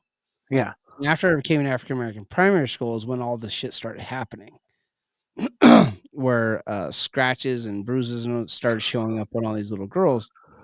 They're like 8, 7, 6 years old, and the teacher was asked, who did this to you, and they would demand that they say it, and they would just answer that woman, which would go to Madame Lalaurie, Hmm. is who they believed Madame Delphine was doing to them because she was not a friend to black people, to the based on the way she treated the slaves. But I still it it's it blows my mind that they blame all this on her, but don't put anything towards her husband, who was the doctor doing the experiments. Hmm. I mean, he was attaching other people's body parts to other people. S'est-il passé? Right. What happened? What happened? He attached other people's body parts to other people. He was pulling. He was pulling some Frankenstein stuff. It said why. Right. I Good don't know question. why. But what? Why? It's I don't know why. Demented mentality of trying to figure out science. I don't get it. And thought that he could do it just because he had slaves because Hmm. they were property. I guess is the basis. Only way I could explain it is he felt that they were his property, so he could do whatever he wanted. Yeah.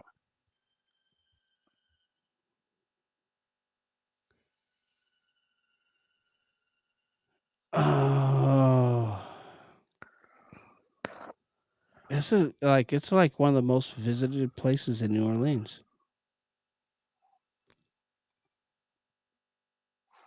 Yeah. This is probably the Winchester House of New Orleans. Yeah. But yeah, so the room where the slaves were kept, they hear reports of moaning coming from that room. Yep. Phantom footsteps echo through the house. Many people who have stood near the house have reported feeling as if they were taken over by a negative energy.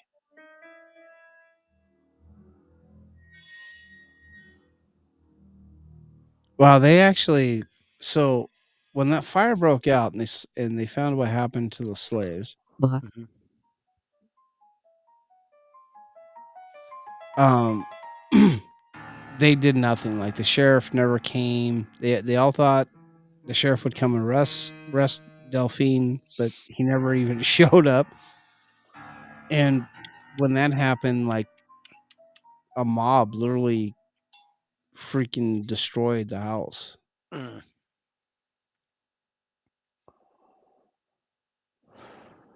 like demolish almost the entire house.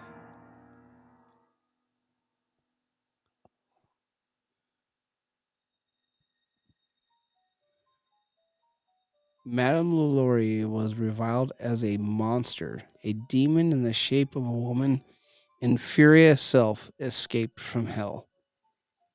Wow. What a way to describe somebody.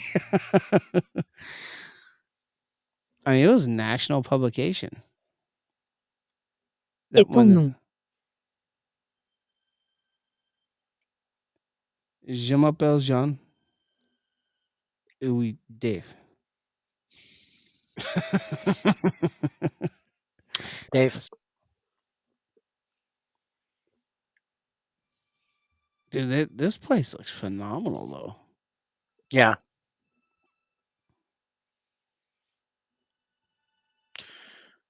Zine. Ghost tour guides have reported issues happening to them, like having their bags pulled and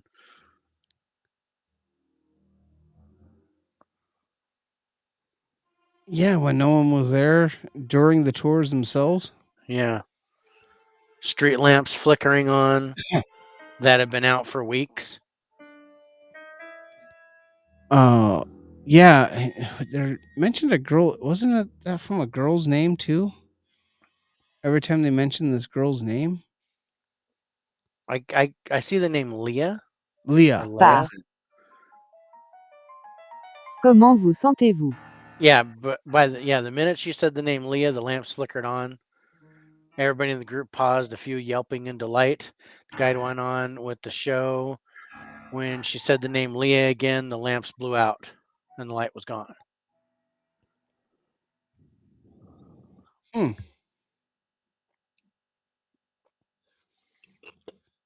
There's some cool stuff at this one. I like this one. You know, it was used for the American Horror Story, right? Season 3. Yeah. Yes. But they actually did no filming at the Laurie Mansion. Right. They weren't actually there.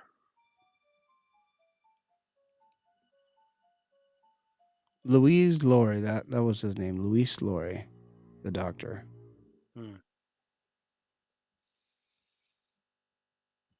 Arles. Said Charles. Hmm.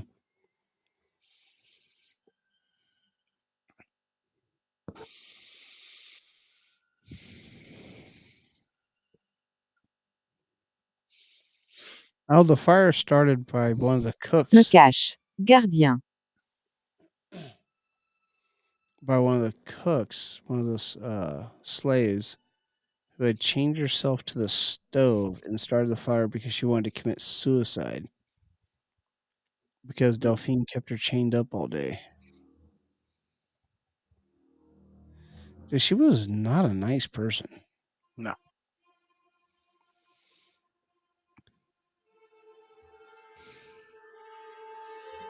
But there's I don't know, a lot.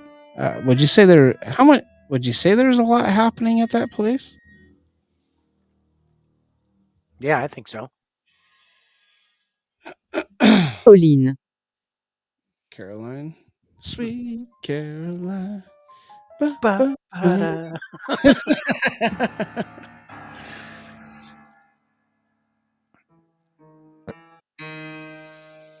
The demon thing kind of sticks in my head though. Like he was just talking to his friend that there was a demon in his room Hmm. and is not going to quit messing with him until he's dead. And Yeah. then a And week then he later, turns up dead a week later. and his house is freaking destroyed. Hmm. Is. But nothing was taken. Nothing was taken. Hmm.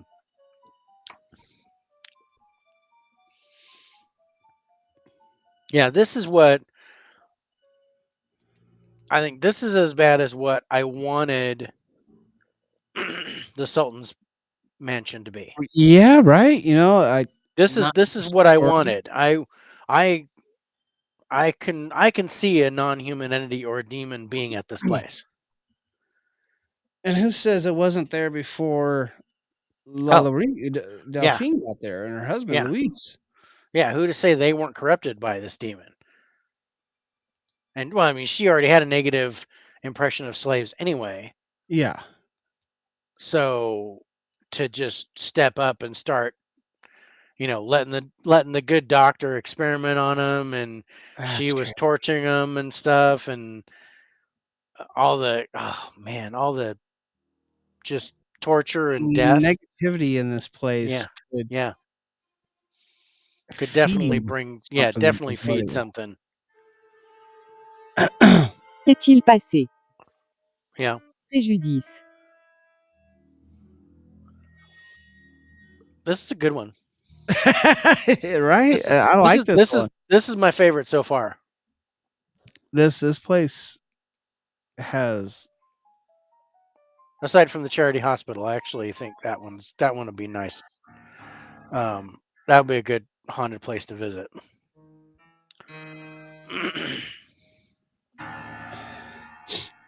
um Unitaire. All right, want to score it? yeah, let's score it. Comment ça va? I'm good. I'm good, thanks. Uh Um, Haunted level, I'd probably give this one 75. I was going 70, 75. Yeah, Danger level, there's I have that feeling like this place is dangerous, yeah. but I haven't heard. There's I not mean, a well, whole aside from the story dude with the yeah, the yeah, dude getting killed, saying that there were demons. a week before he gets killed. Right. There's not a whole lot, but there is physical activity. Yeah, you're getting pulls and grabs. Yeah.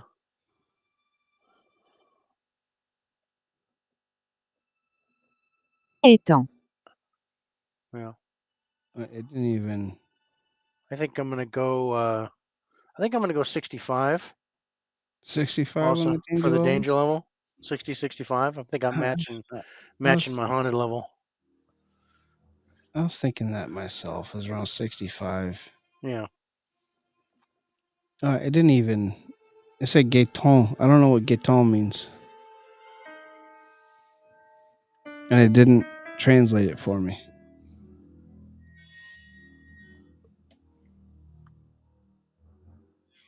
Gaetan.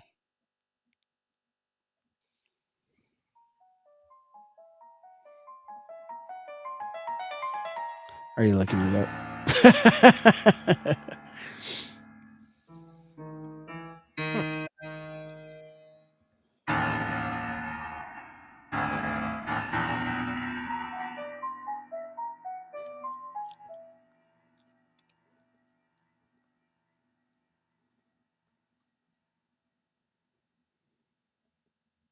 Eatan. Gaetan.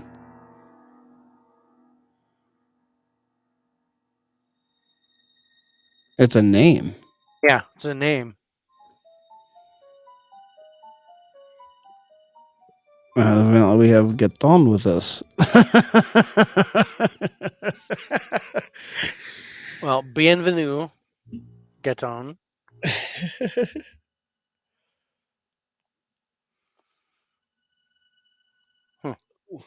Quand ça va? Comment ça va? Ça va? We're doing good. Très bien. All right. So yeah, 65, 65, 65 for number Yes. 3. So it's number 2 on the list. Number 2 on my list is Muriel's Seance Lounge. Muriel, M-U Muriel. Seance Lounge. Mm-hmm. I can see why that could be haunted. Well, it says here the story behind Muriel's Seance Lounge is rather sad. Back in 1788, Pierre Antoine Laparde, Jardin purchased the building not long after one of the worst fires to have occurred in New Orleans took place on Good Friday. So they're talking about the Good Friday fire. Yeah. Undeterred, Jardin rebuilt and made the building his home. Despite rebuilding after the Hmm. fire, Jardin risked his home when playing poker, and the results were not good. He lost his beloved home to someone else after a risky bet. So he lost his home in a poker game. So upset over the loss of his home, Jardin took his own life. Reports say he hung himself on the second floor. Oh shit. Today, the building is a restaurant and lounge. People come to Muriel's in hopes of contacting Jardin via seances, either as a direct result of the seances or restless spirits. There is a considerable amount of paranormal activity at this location. People have heard a woman's voice as well as knocking on walls during some of these seances. Other patrons and employees say it's not unusual to see things flying through the air, both inside the building and outside in the courtyard. One Like irate spirit, specters? I guess, just say things flying through the air. Hmm. One irate spirit enjoys shattering glasses against the courtyard's back wall.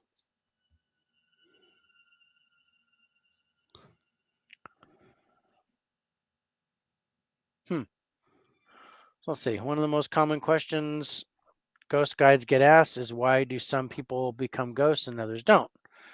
All right, so it goes into some details about that. But let's go back to Muriel's. Most of the ghost stories associated with Muriel's revolve around one of the past owners of the building in which Muriel's resides, and that's Pierre Jardin.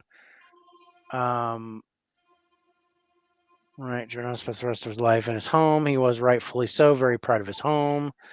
So it comes as no surprise that many believe it's Jardin himself who haunts the Muriels today. Some have claimed to have communicated with the ghost of Jardin, with the ghost telling them that it is indeed Jardin himself still haunting the restaurant. Huh. The menu looks really good. Yum.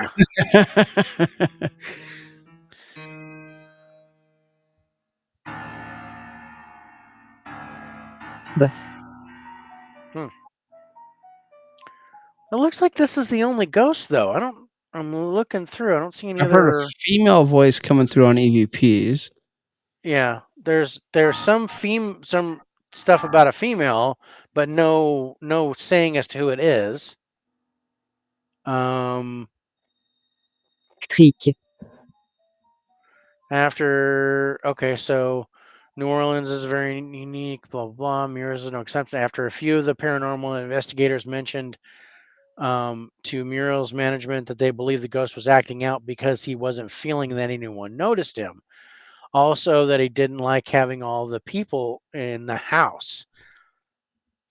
Muriel's took a dramatic step to help end the mischief being caused by the ghost or ghosts. That's why they do the place setting, right? Right. I mean, look at the side Quand window of ça the va? restaurant. You'll see a lone table with a fresh white linen on it.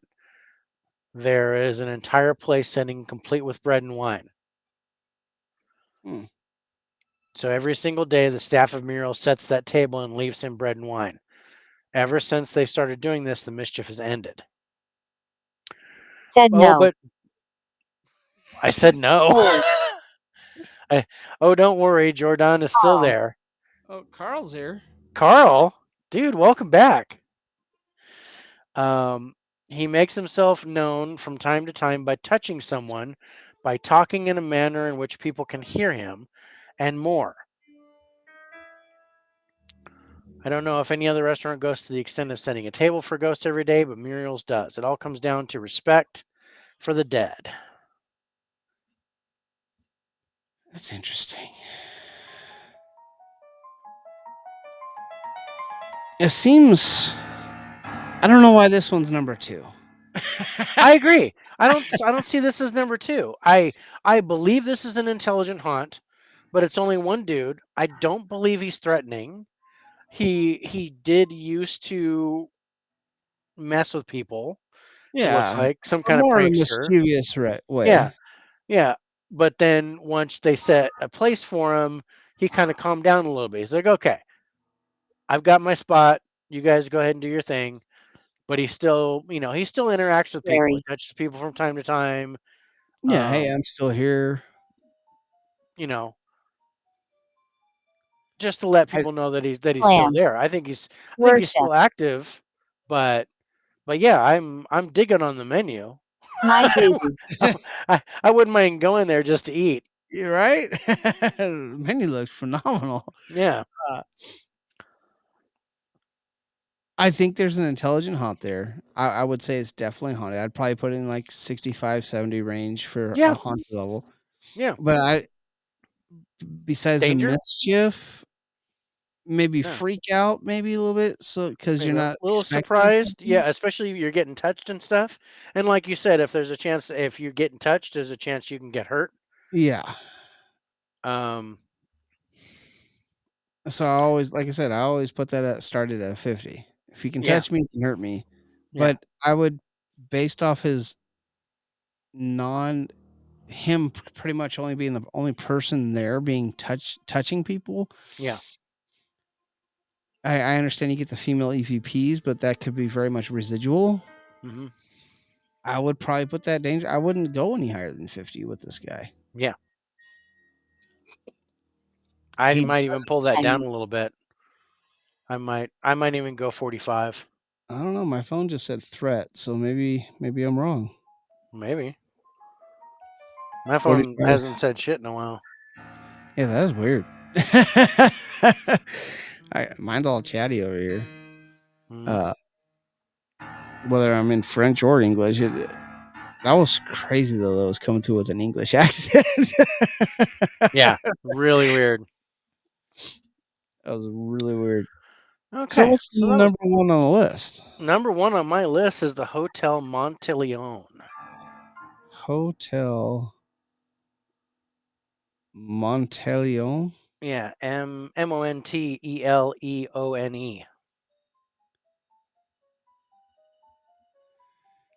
That didn't even And show up on my list. and apparently you can stay there. Well, you can stay at La Pavilion Hotel too. Yeah. So I'm wondering about that one. I don't think that's not on either of my lists. Dating back to the 1880s, the Hotel Monteleone has undergone many renovations and expansions. It has also become one of the most popular hotels and most haunted places in New Orleans.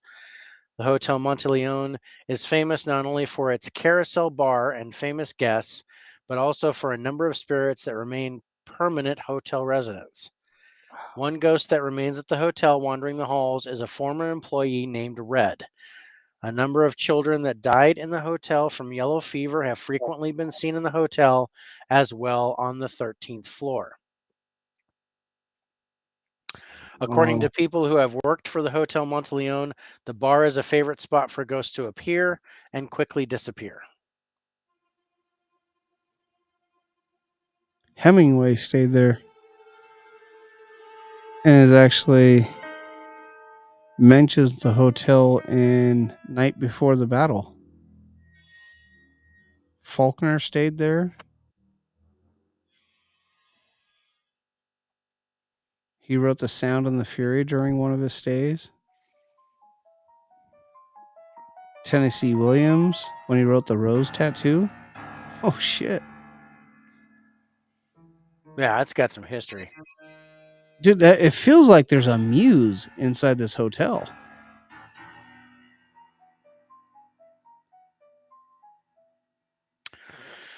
600 Um, rooms in this place. This place is huge. yeah.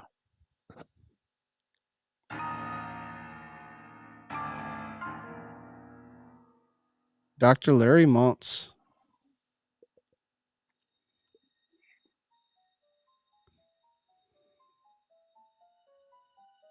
Over a dozen entities.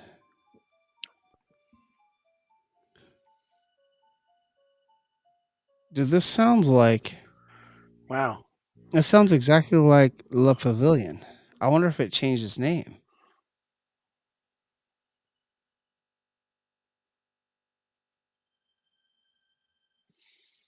Hmm. The 14th floor.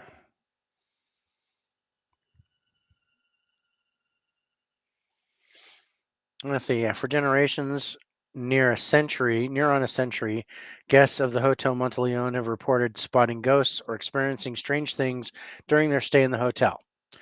The hotel is over 100 years old, with 600 guest rooms. Number of people coming and going is tremendously high. It would be even stranger if a hotel that didn't have any ghosts still lingering around. According to employees of the hotel, however, none of the ghosts who still inhabit the property are aggressive or angry. Having spoken at length with paranormal investigators who have completed overnight stays at the hotel, Kent Wasmuth feels secure in the fact that any ghosts still residing in the hotel are friendly in nature. He adds, there are not any aggressive or mysterious happenings that would want to cause any harm. Yeah, Hello. I'm seeing that too. Hello to you too. Hello. Um, In 2003, the International Society of Paranormal Research ventured into the hotel for an overnight investigation. They'd previously heard of the hotel's paranormal acclaim, and yeah, Dr. Larry Muntz, the lead paranormal investigator, was interested in discovering just how haunted the haunted hotel Monteleone I'm was in reality. haunted. Turns out it was pretty haunted. yeah, my phone just said haunted too. Yeah. So Muntz and other investigators unearthed over a dozen entities during their stay. Some spirits they discovered were previous employees of the hotel, like William Red Wildmere, who had died of natural causes within the hotel and never left. Downstairs in the lobby, the restaurant door always reported by guests and employees alike of opening and shutting on its own volition. The investigators realized quickly that the door actually remained locked and it was operated by a push button off to the side. Huh. Without AC blowing, Want to without play? someone actually pressing the button to release the latch, the restaurant door ought to have remained shut. Wow. With the use of various ghost hunting equipment, the investigators were able to uncover that the moving door was on account of two ghosts of previous employees, one who had been a chef and the other who had been a busboy or waiter. Apparently, one of the spirits prefers to have the door open, which results in an ongoing paranormal feud of door open, door shut policy. So one wants it open, the other one wants it closed. Start. Did you see the story about where the elevator won't stop on the 14th floor? I'm getting to that. I see that. That's the next paragraph. I thought that was interesting too. Yeah. Uh, So Monson and the investigators were more concerned with the ghost of a little boy named Maurice Beguer, who still likes to play pranks on the 14th floor. In the late 1800s, it seems that Maurice's parents, Josephine and Jacques, were frequent guests of the Hotel Monteleone. They were even more frequent guests of the French Opera House on Bourbon Street. But the opera was certainly no place for 3-year-old Maurice, so he was routinely left in the hotel with a nanny as his parents went to enjoy the nightlife on the French Quarter. One night when his parents were out, Maurice fell gravely ill. His temperature spiked, his little body convulsing with sickness. Though his nanny tried to lend him as much as she could, the fever was much too high and Maurice passed away. oh shit. When the Baguettes returned from the opera, they were horrified to find their son was dead. Josephine was so distraught that she demanded her husband bring her back to the Hotel Monteleone every year so she could hopefully come in contact with her son's dead spirit. Some years later, she apparently did. The ghost of Maurice appeared to her in the dead of night. No. Tears stained Josephine's cheeks as she allegedly gripped her son's apparition in a tight embrace. Leaning back, Maurice's spirit assured her, Mommy, don't cry, I'm fine. I was just reading that too. What a crazy. So Maurice was just fine. His spirit continues to wander the hotel on the 14th floor where he perished. Numerous guests on that particular floor have reported waking up in the dead of night only to hear childlike laughter and then see an apparition of a toddler totter past them through as though playing or perhaps seeking his now long dead parents. Yeah. But the ghost of Maurice Beguer is not the only sighting on the 14th floor. One night, a couple entered the elevator. This is the one you're talking about. On the lobby of the hotel, they pressed the number for their appropriate floor and found themselves in a tight embrace. They were so otherwise preoccupied. That's a they're Keep this PG they rated. were yeah, they were getting some yum yum. Let's put it that way. They were so otherwise preoccupied that they didn't realize the elevator had stopped on the wrong floor, the 14th floor. The door pinged Man. open and the couple stepped out, eager to head back to their hotel suite. But the moment that the elevator door closed behind them, the air grew cold around them.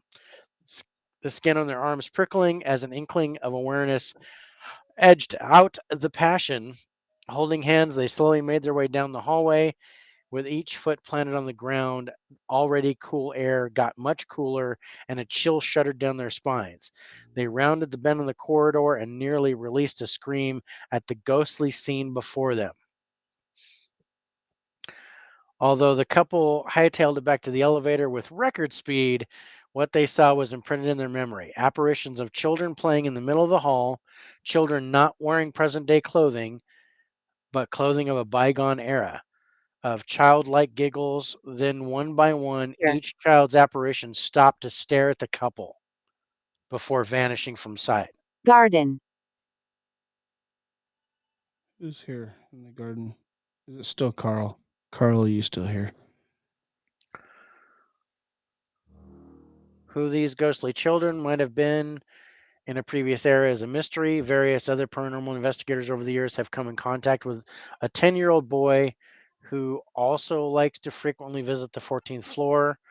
Though the spirit informed the investigators through EVP sessions that he died at a later age, he apparently likes to return to the hotel as a young boy so he can play with the other spirits. That's crazy.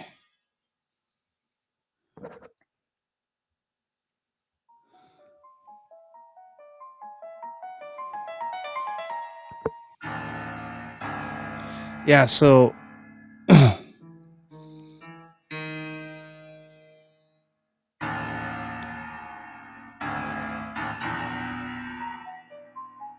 so there was a mom and her two little girls, two daughters, both of whom were under the age of 7.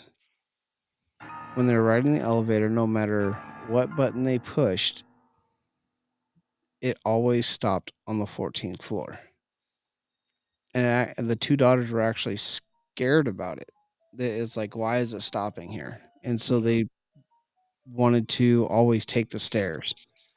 So the mom, being a mom, decided to conduct her own little investigation, leaving her daughters in the room. She rode the elevator alone. Twice the elevator did not stop on the 14th floor. Mm-hmm. Only twice it did not stop. She assured her daughters that there was nothing to be worried about. I wrote it myself, she said confidently, but when the three took the elevator down to the lobby, again stopped on the 14th floor. So when she was in it by herself, it did not stop on the 14th floor. As soon as the daughters get back in the elevator after their mom assures them that everything is good, Julia. it stops on the 14th floor again. Hey, you started talking again. Yeah. Said Julia. Yeah. I thought that's interesting too, right there. That Yeah. it literally, she goes on it by herself with no kids, and it doesn't stop. Put the Yeah. kids back on it, and it stops at the 14th floor, like Yeah. the children that are Like playing on those the children in there floor. want Hey, those come girls. play with us. Hey, come play with us. Come on. Your mom says it's okay. See, at that point in time, that third time, I so would have. All right, let's go check this out. Yeah. Kids and all. Yep. Come on, Let's go kids. find out what's We're going gonna on. need you as trigger objects. Let's go. Yep. You are coming with me. This place got a lot going on, it seems like. I Yeah. Is it number one worthy though? Men. I think months. hunting wise, yeah, but I don't think it's dangerous. I don't think it's terrifying. I I don't think, think there's. yeah, it's I probably that 85 range on the haunted level, Yeah, 80, which would 85, 90. I would go. I would go pretty high on the haunted scale. the danger level. I think 40. Yeah, I I didn't wasn't. feel anything dangerous really No, I there, don't feel anything dangerous. And I was thinking maybe 30, 35. So maybe we go 30 to 40. which would put it low, more haunted Meaning. But less than the dangerous. Laurie Mansion, but less dangerous Yeah, than the Laurie Mansion. yeah. Jessica. Hello, Jessica. Hi, Jessica. Um, uh, that's two girls' names that just came through.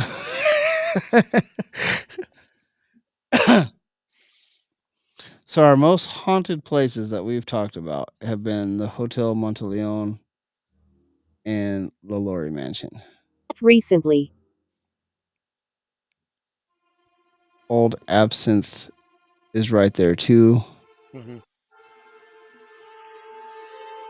Actually, the New Orleans Pharmaceutical Museum is right there too. Pharmacy Museum.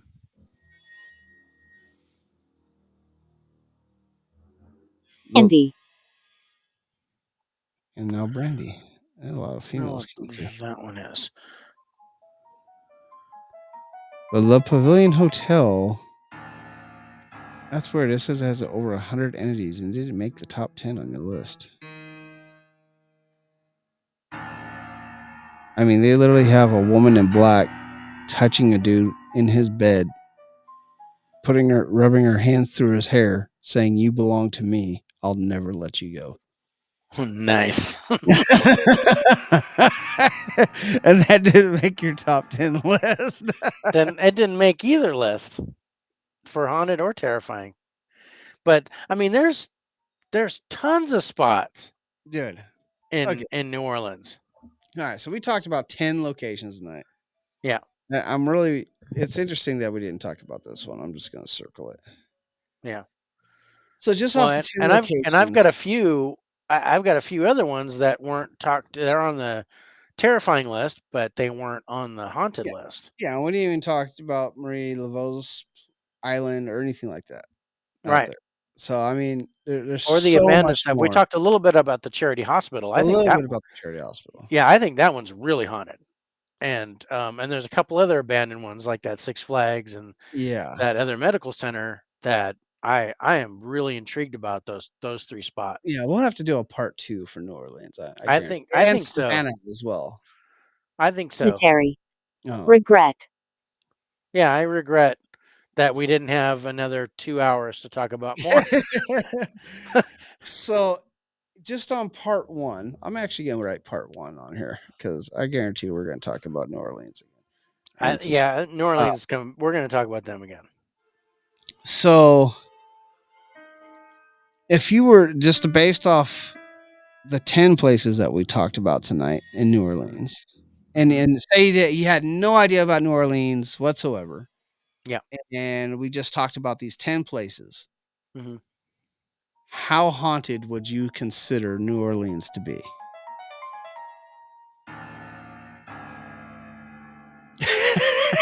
Dun, dun. Dun, dun. um I think New Orleans is pretty darn haunted. 'Cause I'm pretty sure we gave Savannah 100. We gave Savannah 100. Savannah, you can walk down the street And that was and the thing, is like they literally said that in a yeah, lot of things we're talking. You will walk down the street and find ghosts and find ghosts. walking down the street with you. Yeah. And and there's some of the terrifying spots like Pirates Alley and things like that. There's a couple places that have ghosts outside, but there's Mhm. nothing. I don't get the impression that there are ghosts wandering the streets and stuff In New here. Orleans. Well, Yeah, see, that's my problem is New Orleans is so active all the freaking time. yeah. There's so many people. how do real you know if people. you're not seeing a ghost Dylan. with all those Exactly. people there?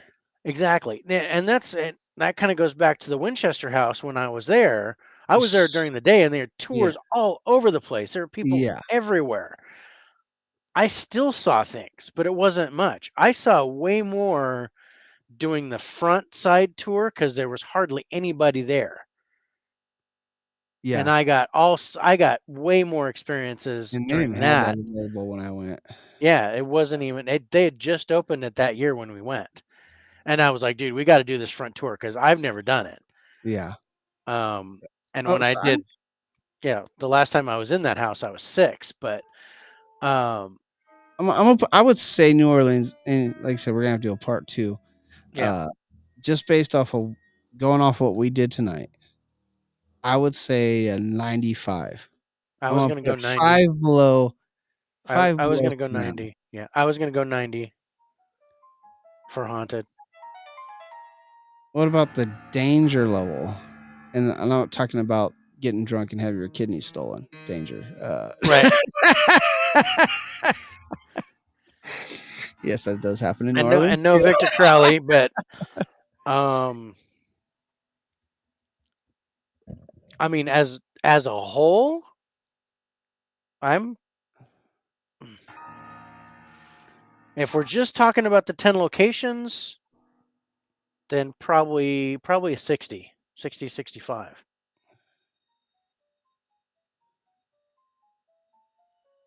Yeah, I But agree with you. I think the potential is there for higher. If we go into part 2 and there's some other crap, and we haven't even touched on any voodoo stuff or Oh no, anything like that. I mean, no, I'm not saying the voodoo is dangerous, but it can be, Dangerous. I said right? dangerous. See, see, It's all about who uses it, but yeah, it's all about if you believe in it. If you believe in it, it can hurt you. yep. You give it the power. Yep.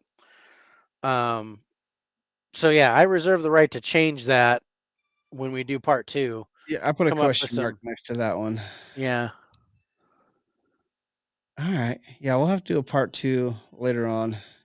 yeah, Talk about some other places. Like I said, I have Le Pavilion Hotel circled, so we can talk about that. yeah. Uh, Marie Laveau, want to I talk want to about do those that. Voodoo, abandoned spots. those abandoned Six Um. Flags, yeah, the Charity Yeah. Hotel. There's a lot more to New Yeah. Orleans than what There's a we lot talked about more. tonight. And one thing that I was like, I think the Superdome's haunted. I I I would believe that too. I wouldn't put it past the Superdome being haunted. Yeah. But I didn't find any reports on it. So You're not going to. I'm gonna have to do. We're not gonna find anything because they still play. They still play there. The Saints And still play there. Yeah. These Um, want people to show up still. but yeah, I feel the Superdome's haunted. I feel there's so many places there that are haunted. But yeah, I think this is worthy of a part 2. Yeah. Yeah. Same with Savannah. Yeah. Uh, Yeah, they're part I 2 want to and do a part 2 of Savannah and maybe St. Augustine too. Maybe maybe we we missed dig some into that one a spots. little bit. Yeah. Yeah. Maybe Alright. we Take a look at that dig into some maybe we pick like 3 good spots to talk about again. to talk about again. Alright. Alright, guys. But Well, yeah, definitely a part 2 of New Orleans definitely is gonna do a needed. part 2 of this. Yeah. Alright, guys. We're gonna call it a night. This was episode 3 of season 2. I like saying that, season I 2. like saying season 2. Yeah. Spiritual Like spirits. we've been picked up for another season. It's great. Get off your host, John, with our other host, all the way from lovely Lovely California, California. Mr. David. We will be back on the 26th of this month for Yep. another exciting episode. Same bat time, same bat channel. Thank you, everybody, for listening, joining in, and watching. Want to thank Anchor out there for taking the audio portion of this live cast and putting out to all our podcast people like Apple, Google, Spotify, Breaker, Pocket Cast, Radio Public, and Restream for allowing us to go live on multiple different locations at the same time. And not only can you catch us on our Spiritual Spirits Facebook page, you can catch us on the YouTube channel, D Live, Twitch, Twitter, and Vaughn Live. So lots of ways to listen and watch us. So appreciate everybody that does that. We are going to say goodnight for just tonight, and we'll see you in 7 days.